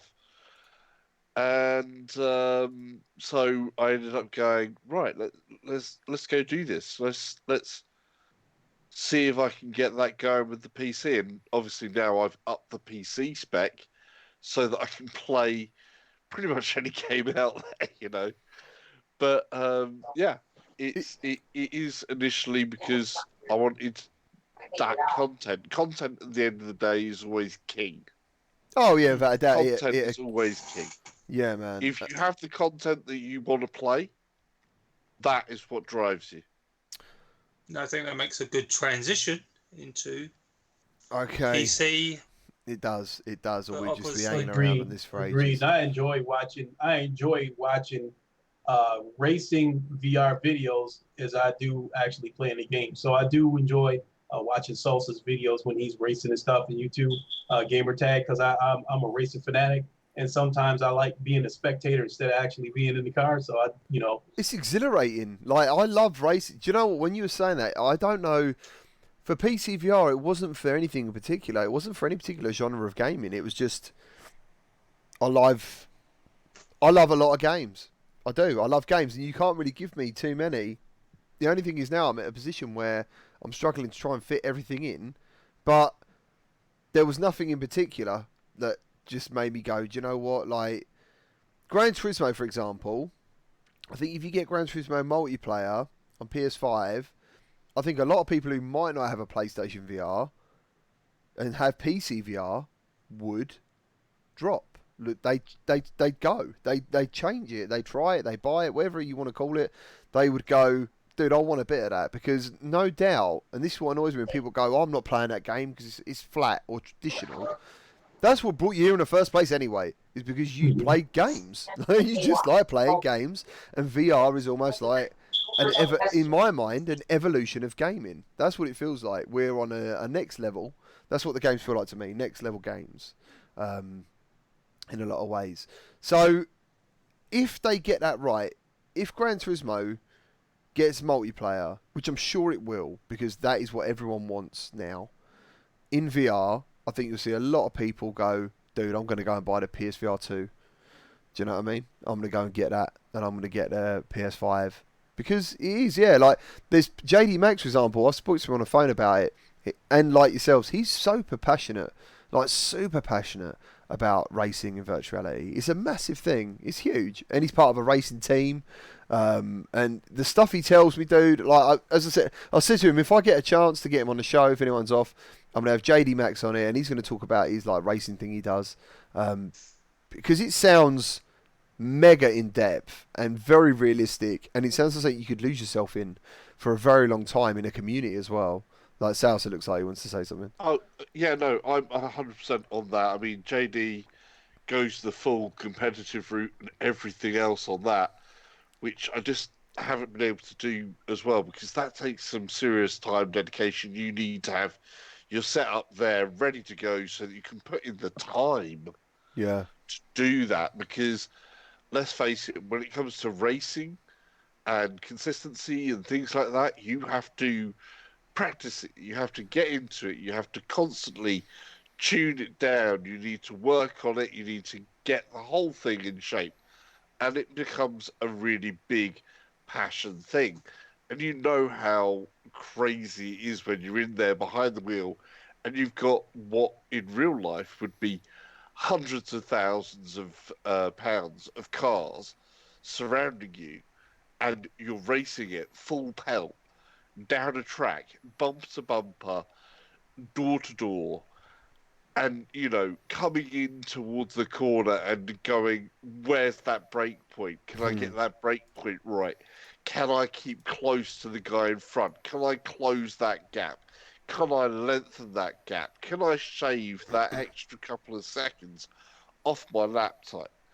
And being able to play that in the first place is fantastic. For me, also being able to up the reality of that is the other side of it. And again, it goes back to what specs I need to be able to do that on a PC platform. The thing is, whenever I play a racing game in PC VR, I will have a number of messages asking me, how good is it? Is it better than PlayStation VR? That's what I get asked. And the truth is, currently, yeah, it is. It is. I mean, Dirt's very good. And that's got multiplayer on it to a certain degree. But it is true. Like, if you want a real racing... Rally, not Dirt. Dirt, sorry. If you want a real racing experience in virtuality, you do have to do what JD Max has done. And the rest of the lads is go, I'm going to have to get a PC at the moment and jump in. So, yeah. So, next subject, finally. We hold on, there was someone else who asked something. Who asked it? Connor Briggs. Connor Briggs, how you doing, man? Nice to meet you again. Thoughts on Tetris Effect on PSVR? Waiting for the VR PC. So it looks like he's waiting for the PC VR version, or I thought Tetris Effect was amazing on PlayStation VR. I don't know. No, it's out. Tetris Effect, I thought, was out for PSVR. It's already. out. I think it's Epic Games Store exclusive, I believe. Yeah. Yeah, it should just be out and ready for everyone to dive into. So, right, yes, Wipeout Omega, if you're looking for a multiplayer game on PSVR, I'm not sure you get a better one than that. I think it's the best multiplayer racer we have. So, coming up, one of the things we often get asked about is what PC do you need to run VR games? And I do apologise, someone in the chat literally said what I said and what I think is just run to the Oculus Rift S specifications on Oculus. If you're going to get a PC, that is what you go to. And I could put them in the chat, I guess. I don't know how that's gonna drive up there, but let's have a look. Let's see if that works. It won't work. God damn it! Of course it won't. So an Intel i3, an AMD Ryzen 3, or an FX 4350 That is, these are I think the minimum. These aren't the recommended. These are the minimum specs. An NVIDIA GTX 1050, a GTX 960, an AMD Radeon RX 470, 8 gig of RAM. That's across both. And then recommendations for specifications, or recommended specifications, sorry, is an Intel i5, an AMD Ryzen 5 1500X or greater, and your GPU is a GTX 1060, GTX 970, or an AMD RX 480. So, when we was looking at cost of where we was going with these PCs, Nat, like you said, luckily you sometimes get a discount and stuff at your work. Mm-hmm. From me searching around, it looks like, and this isn't making your own, because I know that Hono's sitting there thinking, dude, I could build you a PC for cheap, and I know he can. Like, I look at these parts separately, and you're hitting around 600, 650, I think, maybe. But in a shop, I've seen some that you can possibly get. I think you're always going to be looking at £800 to £1,000. I think you'd be looking at because I've been looking at this quite a bit.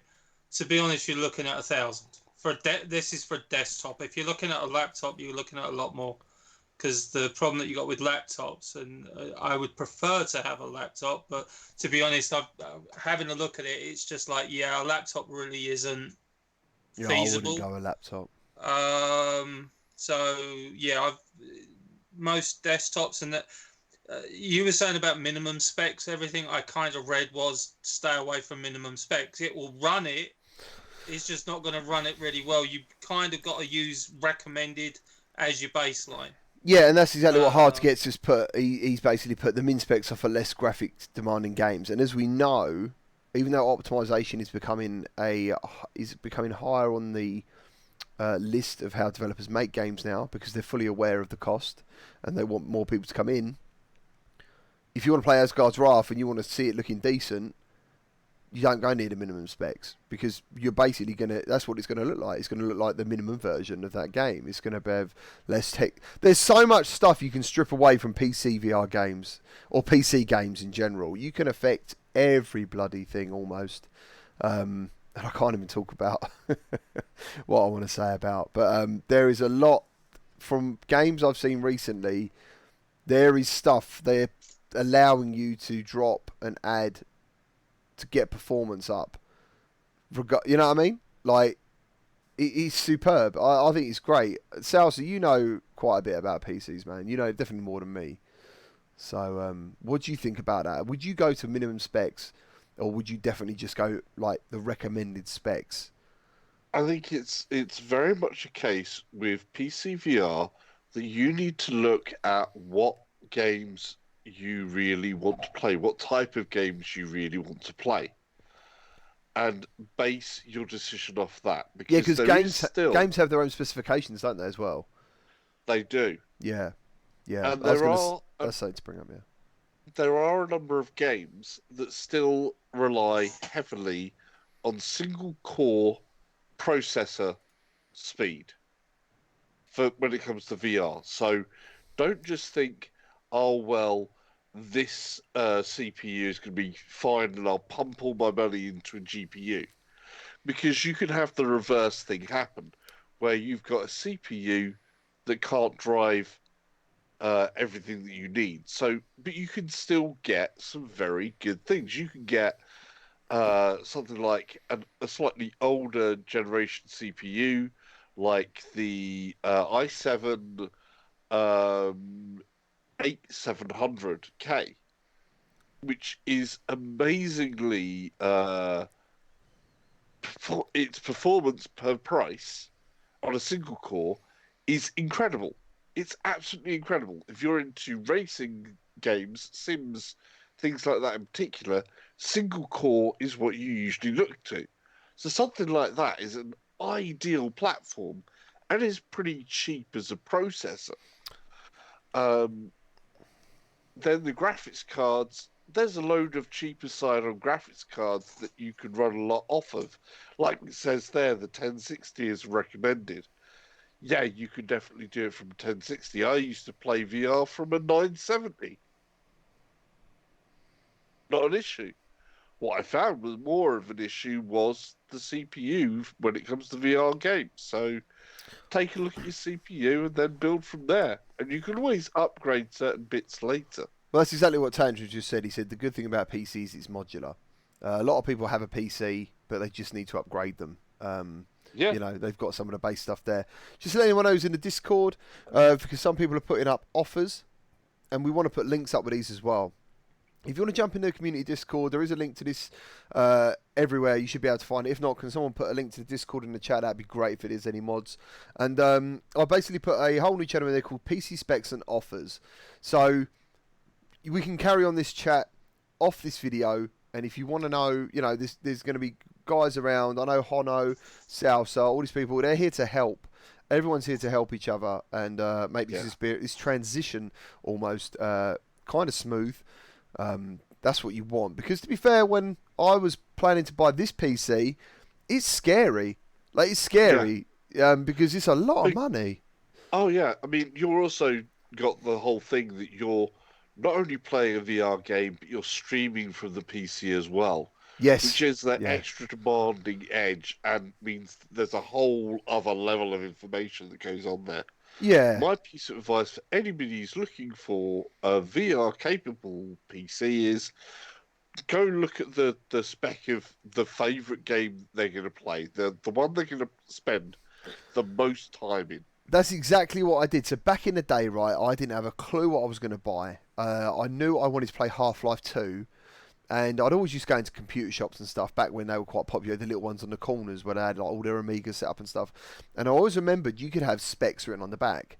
So I went up, basically Half-Life 2, I picked it up, I think it'd been out like a week. And I was like, what do I need? And it was like an ATI 9800 XT or something, certain amount of RAM, blah, blah, blah. And I said to the bloke in the shop, I want to play this on the high settings. Like, I want to play this so it looks as good as all the videos that I see of them doing their tech things. And he said, yep, you need this computer. And I bought it. And it could be as simple as that. But then obviously if you're trying to get your money's worth, that's when it becomes difficult, because you don't want to. I don't think you can overspend on a PC. That's the other issue as well. I don't think you can buy. You could probably buy something that isn't necessary, like South was saying. You could probably buy something that isn't necessarily what you need.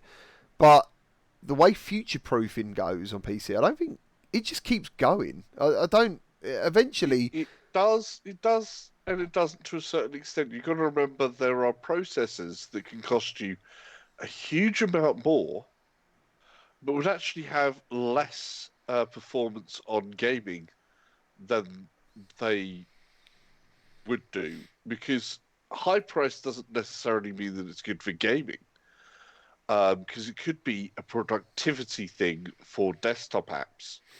So at the moment, single core is still a big thing to look at, so it really does depend on usage. But I would say there's a load of really affordable things out there. If you're looking at an Intel build, the i7-8700 is one of the best bang for your buck yeah, you can get when it comes to a CPU. That CPU will rock it for pretty much any PC VR game you want to play.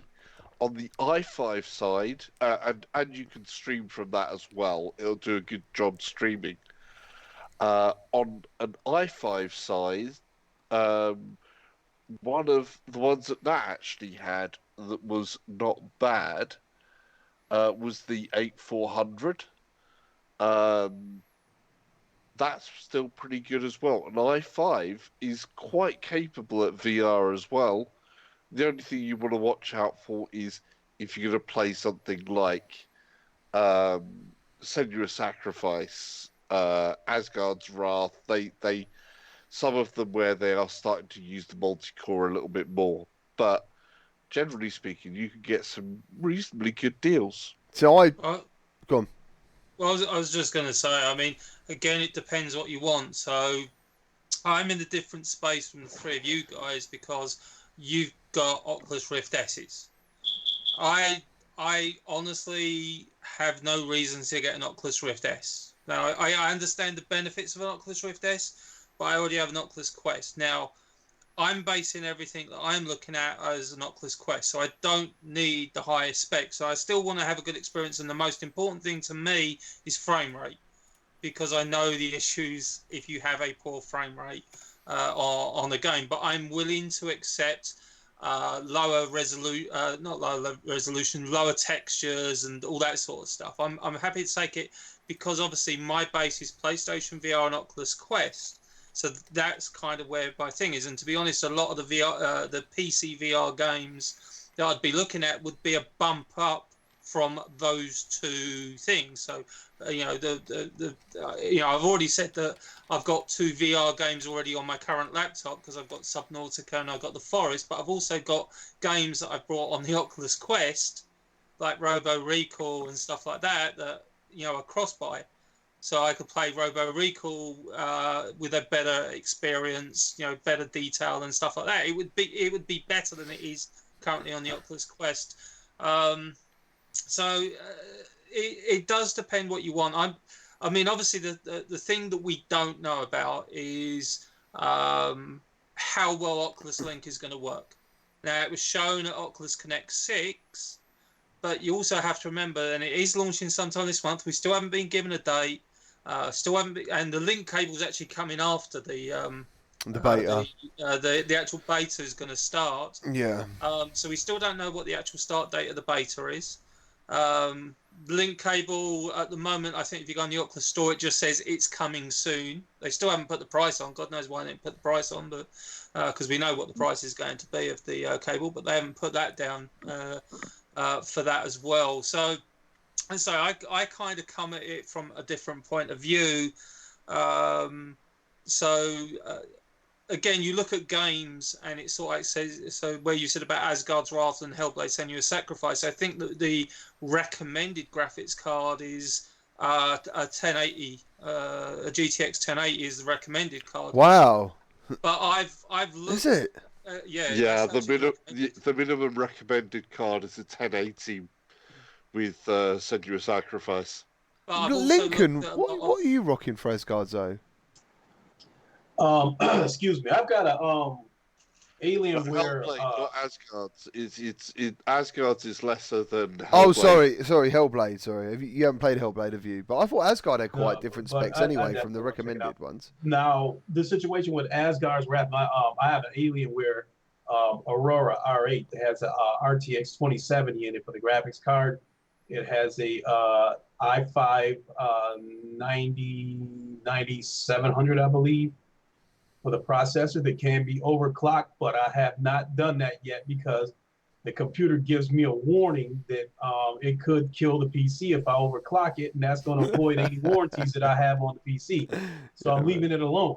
Performance-wise, where I see the difference is when I try to play Asgard's Wrath and try to stream it at the same time, then it does get a little bit choppy. Yeah. If I play the game by itself, it does, for the most part, run smoothly, even with the problems on Oculus' end. Now, my son, I got him a computer that's, I would consider it barely above a starting computer. It's an iBuy power.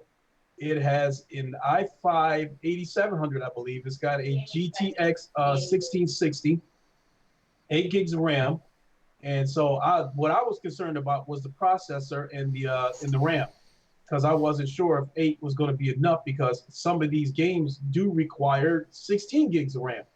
But I think, to put it in simpler terms, games that's around the $20 range, my son isn't having a problem with those games on his PC. I mean, he hasn't called me up and said, this game runs funny, that game runs funny. It was a computer that was normally $850. I got it for $700. So I think as far as the graphics card, you're not going to need much. I think, like you guys were alluding to, that it's going to come down to the processor. Yeah, Anne said, basically, I think she was saying, spend a bit of money. Don't save. Oh yeah, so don't save on your CPU, as all other parts can be swapped in and out easily in the future. Your CPU can't switch that simple. So I don't know that. I have never done any swapping of any components on a PC myself. So is that true? I mean, is that the one? Is that the one? It's a very true thing, because what CPU you use determines what motherboards you can use determines what RAM you can use.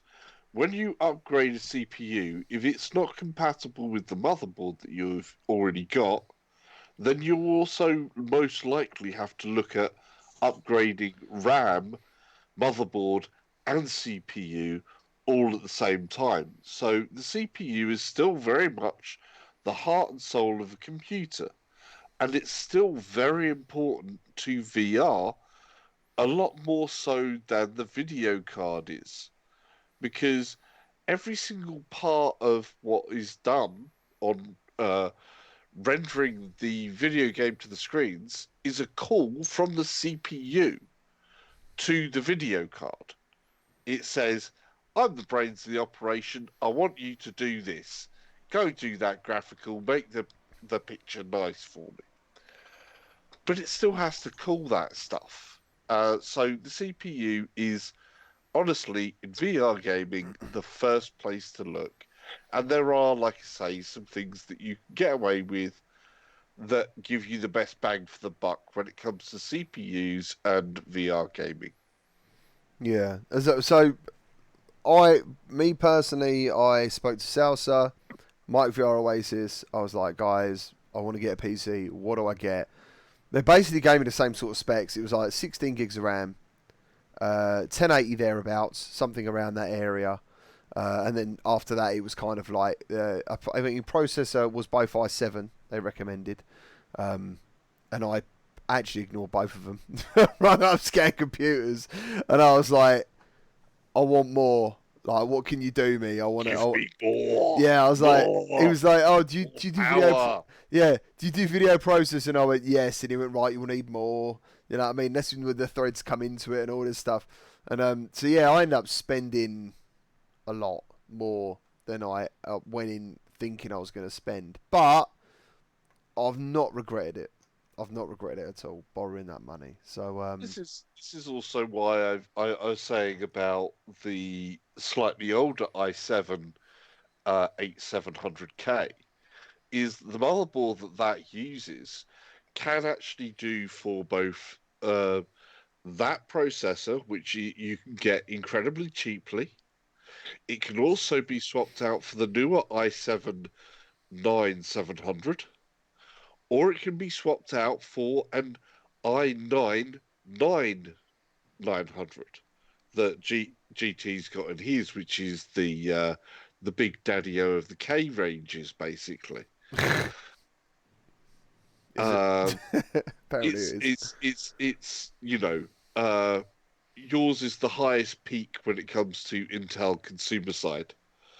Mine is the second highest peak there, and the i7 8700 was one of the highest of the consumer gamer type range, but is now really cheap to afford.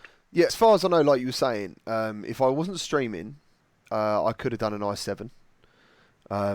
And the 32 gigs of RAM, I could have stuck with 16, for example. There are two things I know that if I didn't do what I do, I think I could have got away with not having, and it wouldn't have really mattered. It wouldn't have affected anything. Oh yeah, you're 100% right. It's the application of it, but it's also, again, you look at what is a good affordable thing if you're looking to upgrade later.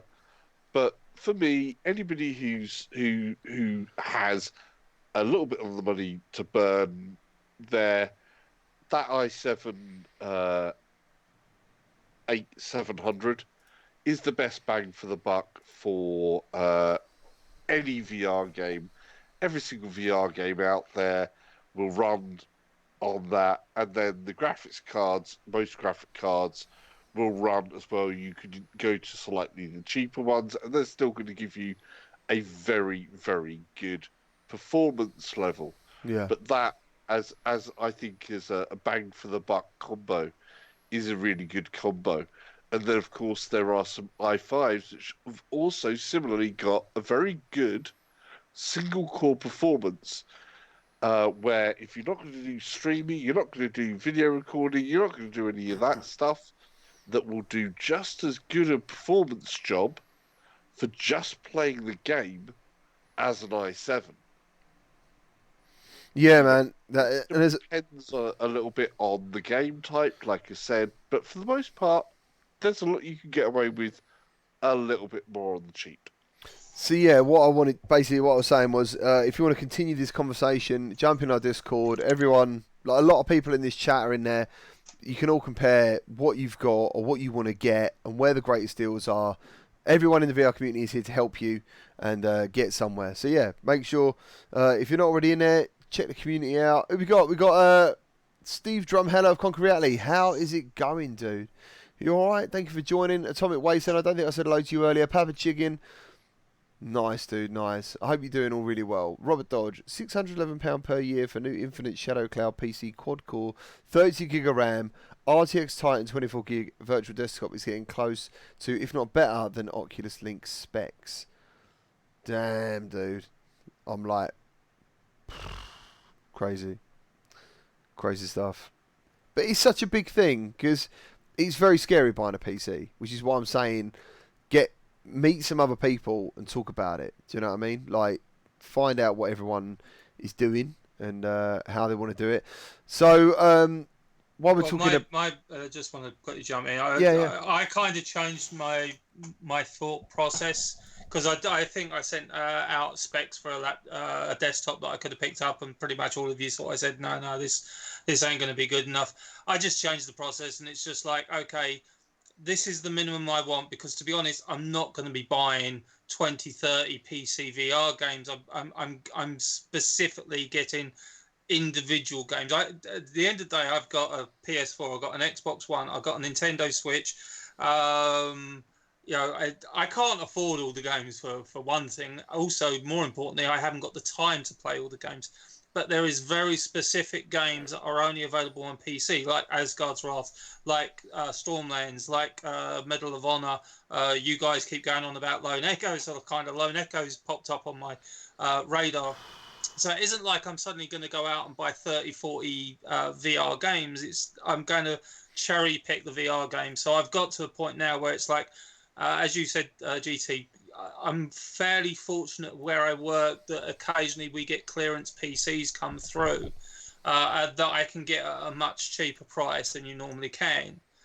So, for example, there's the specs that I've seen of one that I might be able to get hold of. It's not in my shop. It's a shop that's quite a way away, but I can get there. As South said, it's got an i7 8700. It's got 16 gigs of RAM. It's got a GTX 1070 built into the thing, and it should be £900. I can pick it up for 571. That's how much it would actually cost me. So cost also has to be sort of like a primary concern, because I can't, you might sort of say, okay, well, £1,300 to buy you it. It's just like, I could not justify £1,300 to play 5 games. Don't keep in mind that I think a YouTube content creator of your caliber will be able to get your hands on a lot of games, because there's a lot of developers that are on Steam that they're not going to be coming to the PlayStation VR for quite a while, because I mean, like, if a game is not really well known, like somebody like me has got 550 some odd subscribers, I've been able to get my hands on a few games from developers. So somebody of your caliber, I'd like to think that you'd be able to get a good number of games. Are you talking about me or GT? You. I'm not a YouTuber of caliber. I was joking with GT, man. GT runs his channel like he's got 100,000 subscribers. I run my channel like I've got 100 subscribers. But nonetheless, you still have I know he's talking to you. Still have a ton more of subs than I do. So I don't see a YouTuber of your caliber having an issue getting keys from some of the smaller devs. Just like the beard, man. That's all it comes down to. Yeah, maybe. Nice, dude. Maybe The beard says it all, doesn't it? The beard says it all. There's where I'm lacking a minute again. Oh, where are you located, Chris Richardson? He's talking about Until You Fall, which is an absolutely fantastic game. See you later, Mick. Take care of yourself. Thank you very much for joining. He's got an early start, I think, as normal. He said he's bought it, but he hasn't touched it since the new hotness started heating. I'm not sure what he's referring to. Is he on about the fires going on? I'm not sure what he means about that, but we'll have to find out. So, yeah, talking about graphically incredible games and games in general, I think it'd be a nice time to quickly jump into looking at Stormland.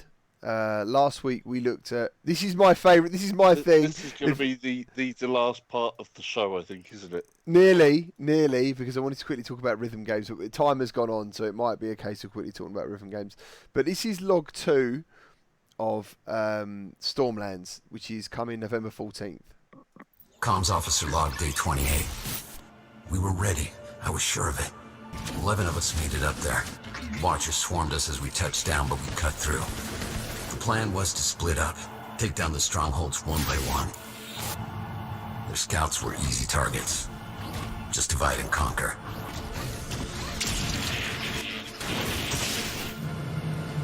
The first command tower never even saw us coming. The second one fell shortly after.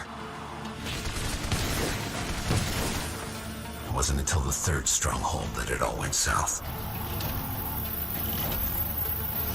Goliath pinned us down. We lost Hex and Glenn before I got off the shot. We were still falling back when the Blitz troopers came in. I had no choice. I had to blow the charges early. The blast took my left arm, and it took Mistral too. There was still one stronghold left, and only 4 of us. Even so, we had them. Their long eyes, their sentinels, their missile launchers, they threw it all at us. But it couldn't save them. 11 of us went up. Only I made it back. But even now, they're tracking me. And if they find me, they find Nyx too. I have hours left at best. And my only hope is on the other side of Cloud Reach.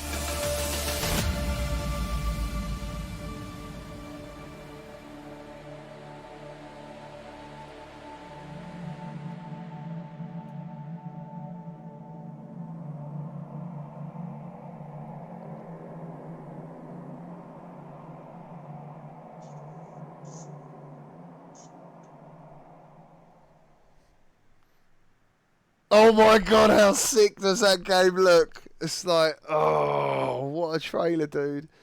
This is why I've got to get Oh. Asgard's Wrath out of the way, because Asgard's Wrath is great, but you see something like that and you go, I know that I want to play this game as soon as it comes out, and I'm going to be going, I need to finish this one, and I need to finish that one, and I won't know what to do. My brain will explode from the option of, do I play this game or do I play that game? That's actually a good problem to have. But I'm in the same boat as you. I'm in the same It's boat as wonderful. you. On Asgard's Wrath, I'm like about 30% done with Midgard, and I'm about 25% done with Asgard. So that tells you how far I've got to go. There's no way I'm going to get this game done by the time Stormland comes out. But I don't want to be left out on Stormland. So I think, I wanted to get Asgard's Wrath done first, but I think I've come to the painful reality that I am going to go ahead and get Stormland on day one, and I'm just probably going to be flip-flopping between that and Asgard's Wrath, because I am going to finish Asgard's Wrath. But this game looks equally amazing as Asgard's Wrath. And I think right now, Oculus has the highest quality exclusives right there right now in terms of visuals and stuff like that. So definitely a game on my radar. Yeah, for sure. And just a little bit of a plug for myself. I will be live streaming Stormlands one day early. I will be streaming it on the 13th. Hope to see you there. Please remember to click the bell icon, and because I don't want you to miss it.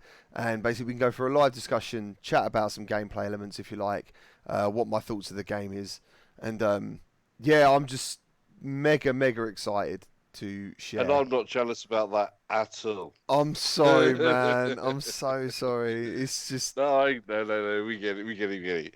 It's cool. The only thing that's going to be a bit of a bittersweet disappointment to me with Stormlands is it's going to come out on the 14th, and then I've got an operation on the 17th, and I've got 2 weeks of recovery time afterwards. That's great. So, no, it's not, because the recovery time, I'm probably not going to be able to play much VR. Oh. It's the So- snow is in it. Damn. It's going to be a case of I'm going to be going right. I'll go back into Flatland for a couple of weeks, which is going to be like So I'll have a couple of days of Flatland. Stormland. Flatland. And then it's going to be, what can I play on a 2D monitor? you know, so it's a bittersweet pill in this case, but I have a feeling that I'm going to be the same as Lincoln there as well, and end up having to switch between those two, and when I'm good enough as well, get back into a little bit more of my VR racing as well, which of course is always a time sink. But Stormland looks incredible. It does look I wonder if incredible. they'll launch the Link beta on the same day that Stormlands drops. So that because we still haven't got the date for the the Quest Link beta when it's going to launch. Would they go then? Yeah, I think someone said on the F4 Elite podcast, they said someone discovered that the recent update for Oculus Home on the Quest was released early. It was meant to drop on the 11th of November, but we got the update early, which is what I mean. No one can access it currently. But I also read that someone on Reddit managed to access it and get it working. So the Oculus Home thing. There you go. That's all I know. So, last but not least, before we go, hello everyone, thank you, is rhythm games. So, let's talk about the games we've Comms officer logged. not pressed that button, because even though I could watch that trailer over again, because I've watched it about 3 or 4 times. Oh, thank you ever so much, Robin Schuler. Thank you. How are you? Thank you for joining. Yeah, I just wanted to hear what you guys think of rhythm games in general, because to be fair, like after playing Synth Riders the other day, I feel like I've reached a point where I'm just like, dude, this is awesome. Like other ones, like Beat Saber is brilliant. Don't get me wrong, that'll always be brilliant. But I played Audio Trip, which is a it felt a very physical game. What else did we try? I think you had Audio Beats, which is on PlayStation VR. I don't know if that's on PC VR. It probably is. There's probably others. Play wave circles. Oh yeah, Wave Circles I've played. Yeah, Synth Riders for me is like the best one I've played, and I hate to say that. I know it sounds crazy because everyone I've said is that I prefer Synth Riders that little bit more than Beat Saber. Are like, are you mental? Like, how can you say that? But it just does. I'll say something controversial there as well. I mean, I do like Beat Saber. I've played a lot of it. Wave Circles as well is very similar gameplay-wise. In the movement, it looks a little bit similar, but a little bit slower. Wave Circles had me more in the movement of dancing than Beat Saber does. So it really does, I think, with rhythm games, depend on how you prefer how you prefer to end up moving. Yeah. So the types of movement that it makes you make, and I think that's where it comes down to a lot. And of course, the type of music that's available in the game. And I think that's where it has me. And I think it's also down to the graphics, all of the art style, should I say, the art presentation, just the levels, the colours, the music. Do you know what? That's what it is more. The music has hit me. Like, and I said this earlier, I might as well say it now. I actually played my own stream in my car. I wasn't watching it. I was listening to the music from my stream because I kept thinking about the music that I'd played and I wanted to hear it again. I've never done that. I've never done with any other rhythm game. Have I ever come away and gone... The only other one actually is Audica, and that's what I put the video on. But I used to listen to this song in the gym anyway. Called, I think it's Gold Rush. I used to like do skipping to it. It's very high BPM.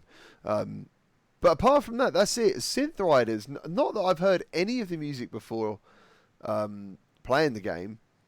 I'm absolutely loving it. Oh, see you later, Shats. Take care, man. I just really, really enjoy it. Are any of you guys going to be checking this out? Because we played it on the Quest as well. Any of you guys Well, synth riders? go ahead, Nat. Well, this white boy here's got no rhythm, so most probably not. You will get rhythm when you let the music flow through you, like the Oh folks. yeah, sell it to him. Yeah. No, That's this is the why music. I like Yeah. film, I've seen mate. that there are different I ones just as got to well. bash my head like a crazy loon. So, listen, the only rhythm game I've got is Beat Saber, and I've got to thank JD Max for that, because he pretty much paid for the game. He did a donation. He's just like, no, you haven't got it, because I was like, I don't think I can really afford Beat Saber, so I most probably not get it. And the next thing I know, he's put a donation through saying, oh, now you can afford it. So it's like, sod it, got to buy the bloody thing now. I am terrible at rhythm games. I wish I wasn't, because I've expressed my love for Persona games big time, and I would love to bought the Persona rhythm games when they come out. But what's the point in playing it if I really can't play it?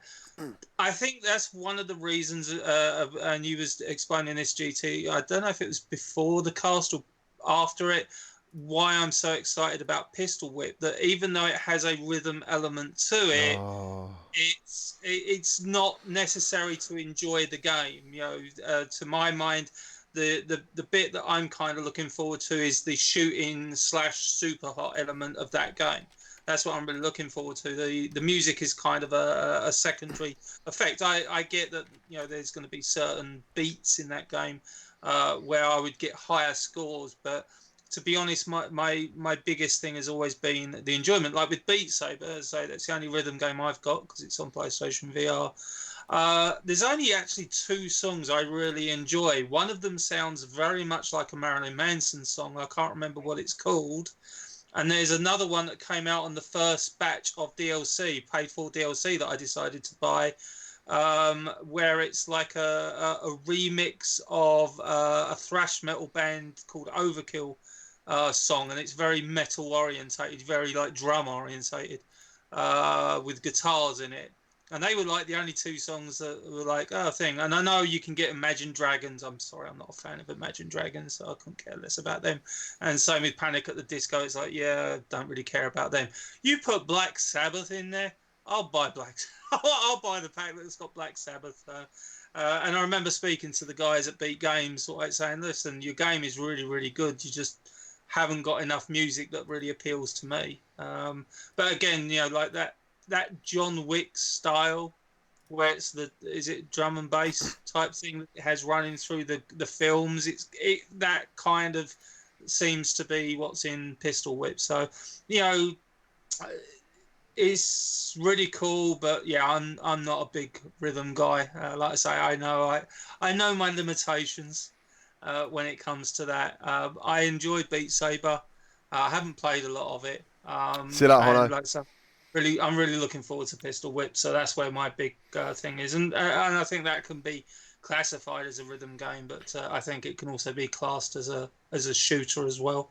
So that's the one I'm looking forward to. So I've kind of pinned up a lot of my hopes on that particular game, but I'm always jealous of people that can play rhythm games competently, because it's just like, I wish I could.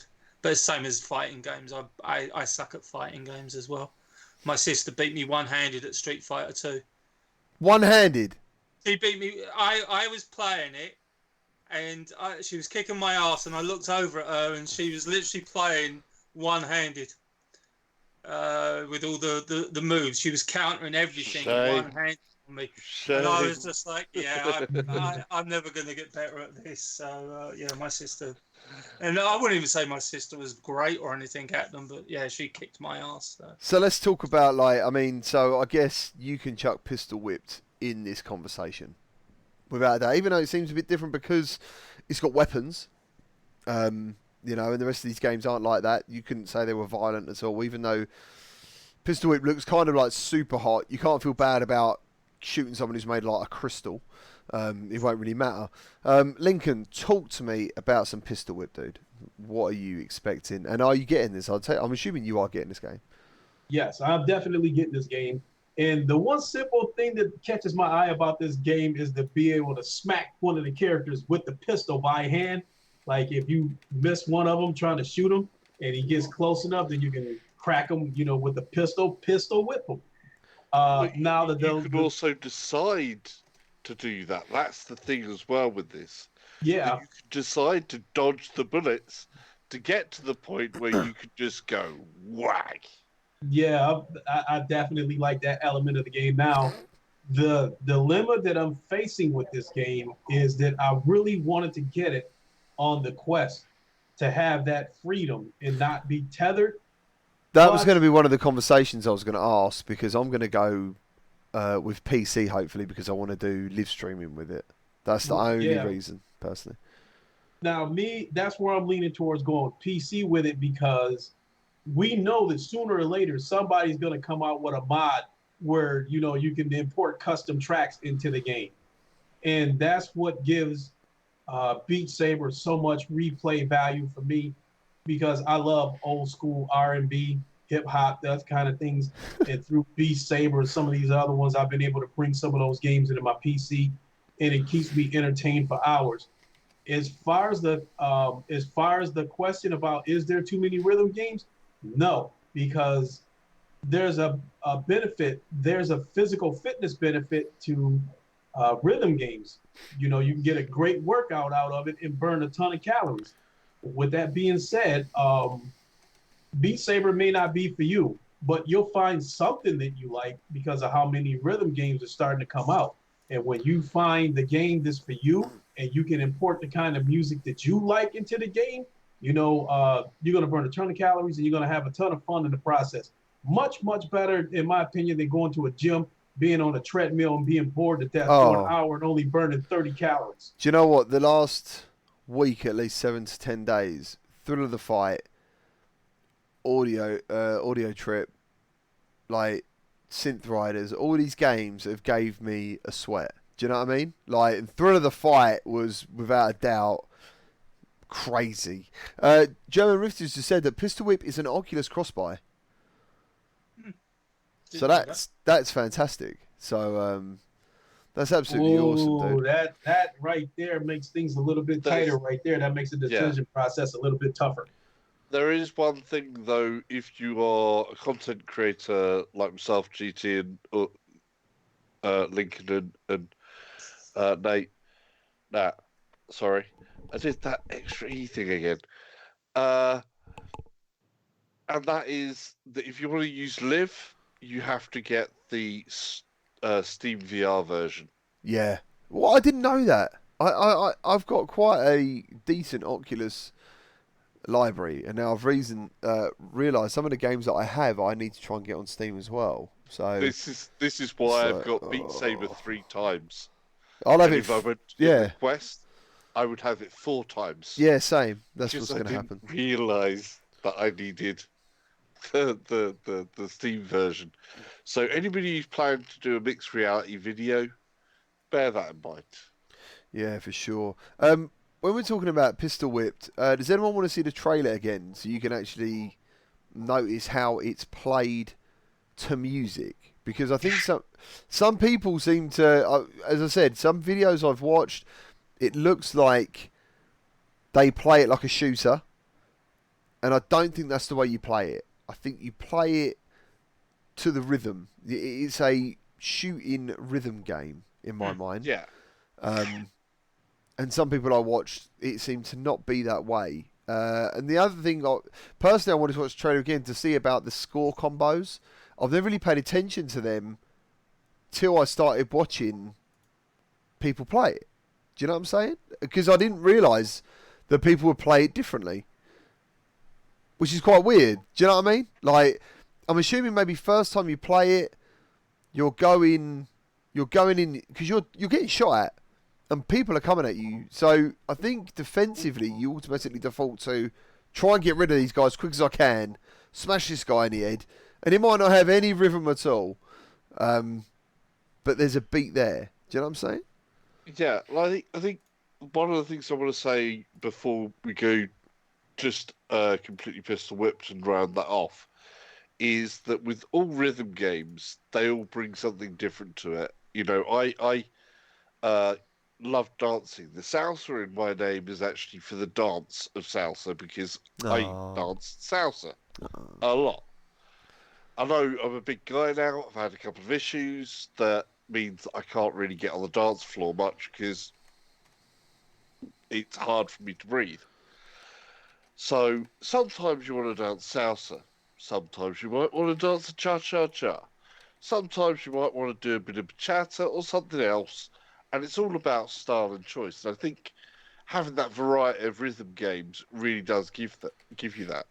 The exciting thing about Pistol Whip is going to be, do I play it like the shooter style with a little bit of mixed rhythm going in, or do I just go try and tune the rhythm down more? It's going to be, from what the dev said, it was an odd mix. So it's going to be interesting to see exactly how people adjust to it and what happens when the hardness levels and all this get ramped up and we can see what else there is to this game, because it's not going to just be the surface of what we see in the trailer. Once you get into it, I'm sure there's going to be a whole lot more to explore with it. Yeah, without a doubt. Let's jump into the trailer again, because it is a fantastic trailer. Lincoln, it looks like you want to say something, man. See you like licking your lips, getting all like smiley. No, I'm just like I'm really thinking about the game because it's going to be another element of cardio for me.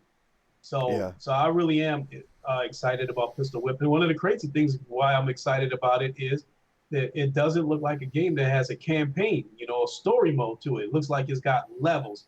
So it looks like a game that I'll be able to jump in and out whenever I feel like it. If this was a game that had a story and characters and that kind of stuff, then I'd have 3 games to deal with Asgard's Wrath, Stormland, and Pistol Whip. So thank goodness it doesn't have a campaign or story mode.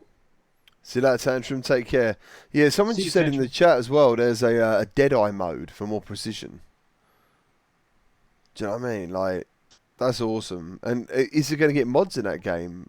Who knows what's going to happen with that. But yeah, here's the Pistol Whip trailer for me, which I watched this, saw it as like a rhythm game, and then watched other people play it, and I realised there is very different styles.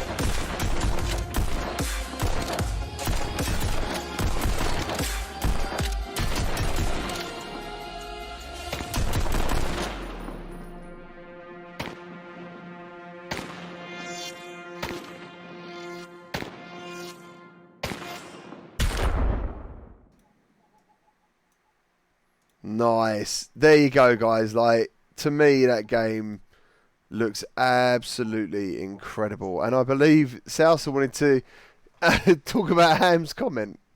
Yeah, I just liked Ham's "Is there a fat bloke mode with a minigun?" comment. That's a class comment. Also, I mean, you see that trailer looks amazing. Anybody else see like Swan VR's trailer where she's got, because he's only using one controller there. Right. Swan VR, there is dual wielding in this game as well, because Swan VR had a handbag with a second controller in the handbag, and partway through the video, she goes into the handbag while she's killing people, pulls out a second gun, and starts dual wielding. Oh, man. And it was class. It was class. That sounds absolutely fantastic. This game right here is the game that changed my mind about rhythm games, because I'm not gonna lie, I thought, I'm like, not another rhythm game when I first saw it, but when I seen him smash one of the enemies over the top of the head with that pistol, I was like, okay, I changed my mind. There's not too many rhythm games out there. I definitely want this game. So that's it, man, and that's it. That's like what we was going back to. And Nat, just say what you're saying about Synth Riders, dude. Obviously, you've been looking at I was just having a quick look at the Oculus store on the Oculus Quest about Synth Riders, and I was saying to GT while the video was playing, I know he said he's enjoying the game more than Beat Saber. I honestly think he kind of undersold it. The value proposition for this game is quite phenomenal, especially when you compare it to something like Beat Saber. It's £12.99 to buy on the Oculus store. It comes with 31 songs. No rhythm game that I'm aware of has come with anything close. Whoa. Even Pistol Whip comes with 10. It doesn't come with 31. It comes with 10. Now, they're going to add content, but also the guys under Synth Riders are saying that they're going to be adding artists regularly. It's got world leaderboards with cross-platform support. It's got different modes to keep the game fresh. So if there's one mode where you're kind of bored of it, you can switch to a different mode for, as it says here, for harder workouts and challenges. You've got a year-long active community supporting and creating infinite forms of gameplay. So I assume it's been in early access for a while. Yeah. And the second one, which I'm not aware of any rhythm games that have got it, because Beat Saber, I'm positive, hasn't got it, is multiplayer. The multiplayer is coming soon to the game. And I don't know, I don't think Audica's got multiplayer. Pistol Whip isn't multiplayer. I mean, that adds a completely different spin to the game. So, yeah, well, I get what you're saying about the the actual enjoyment that you've had. So I think you kind of undersold it a little bit, that this is a phenomenal value proposition with the content and the features that you're actually getting. And over I'll be honest, I might think about it. Over half. I might pick it up tonight. Oh, Do you want to nice. highlight one other rhythm game, Dance Central, as well? Which, if you're purely into dance, is great. Nat shaking his head there. I love dance. Like that. That also comes with 32 songs. All right, cool, man. Yeah, so you're going back onto sweet. With I was about to say, I believe in the multiverses. In none of those do I dance. Yeah, like when it comes to Synth Riders, I played it for 10 minutes, right? And it was almost, this is the first time I played it. I played it for 10 minutes, and I thought, I'm not moving around a lot, which Audio Trip does.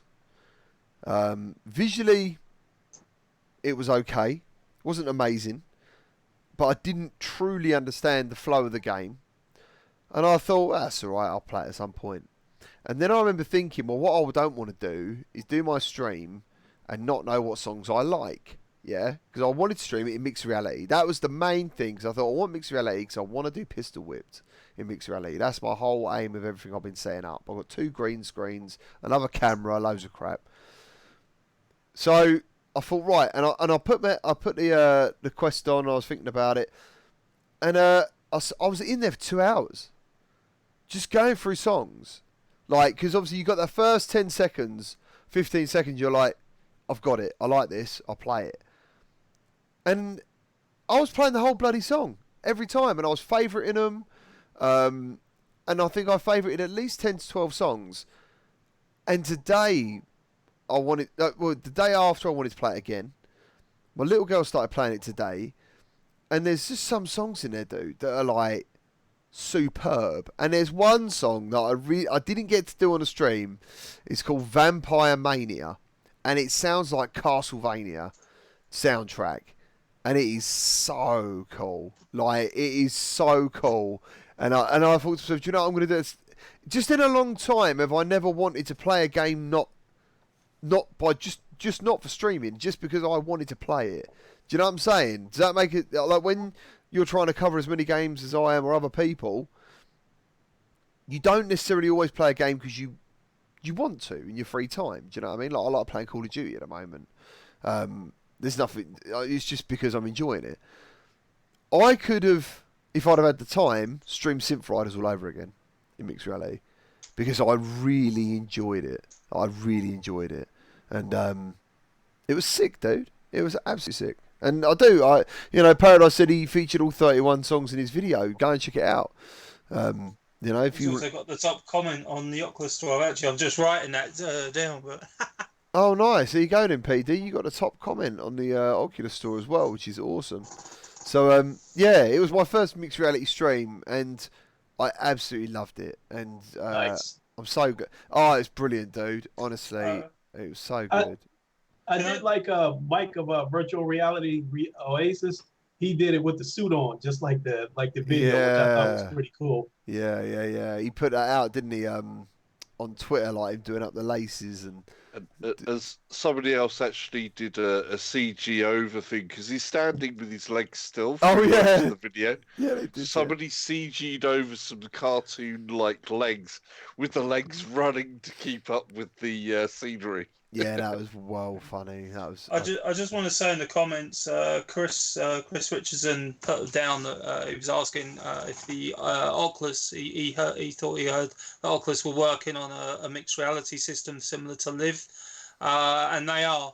It didn't get announced in the main stage. It was on like a secondary stage. Oh, but for the they Quest. Are actually, they are actually working on. Well, I assume it would be for the Rift as well, but they are working on a mixed reality system for developers to utilise on their games. You can do it now on the Quest. So. There are games you can mix reality on the Quest now, as far as I know. No, they're meant to be coming out with a whole new system that's meant to be a lot easier. That's meant to be a lot easier for developers to actually integrate. So, what's that, Sales? Oh, I thought you were saying something. I was just agreeing. So. Oh, right, cool. Right then, guys, that is a wrap. We've gone from a 2-hour show to nearly a 3-hour show. Back to the old ways, eh? Just constantly just chatting and stuff. So let me first thank Salsa Ketchup from Salsa Ketchup VR. Cheers, guys. Nat from 7 Degrees of Gaming. Thanks, guys. Thanks for watching. And Lincoln Clay from Lincoln Clay 670. Right. He's muted. He's muted. Because he hasn't done the fire alarm. He didn't do the fire alarm. Oh my God, I was muted. Let me try this again. The Godfather of VR, the ageless wonder. Thanks for watching, everybody. Good, man. And thank you all for being here. Thank you for your likes. Thank you for your comments. Thank you for your donations. And we'll see you all next Sunday. And if we don't all see you before, have a fantastic week checking out virtual reality. As we said before, November's looking amazing. And I don't think I've known a month to have so many great games come in all at once. And even running into it, dude, like it's a fantastic time to be in virtual reality for sure. And cheers, guys. Thank you everyone in the comments. That's really nice. Grambo, nice, dude. I didn't see you in there. How you doing? Troy Martin, thank you for watching. Robert Dodge, cheers, dude. Thank you. Thanks very much, guys. Cheers, Chris. Cheers, Richard. Thank you, German Rifter. Excellent, guys. Look after yourselves. And we'll see you next time. Take care. Bye-bye. Bye, everyone. Bye-bye. Deuces. Bye-bye. Bye-bye.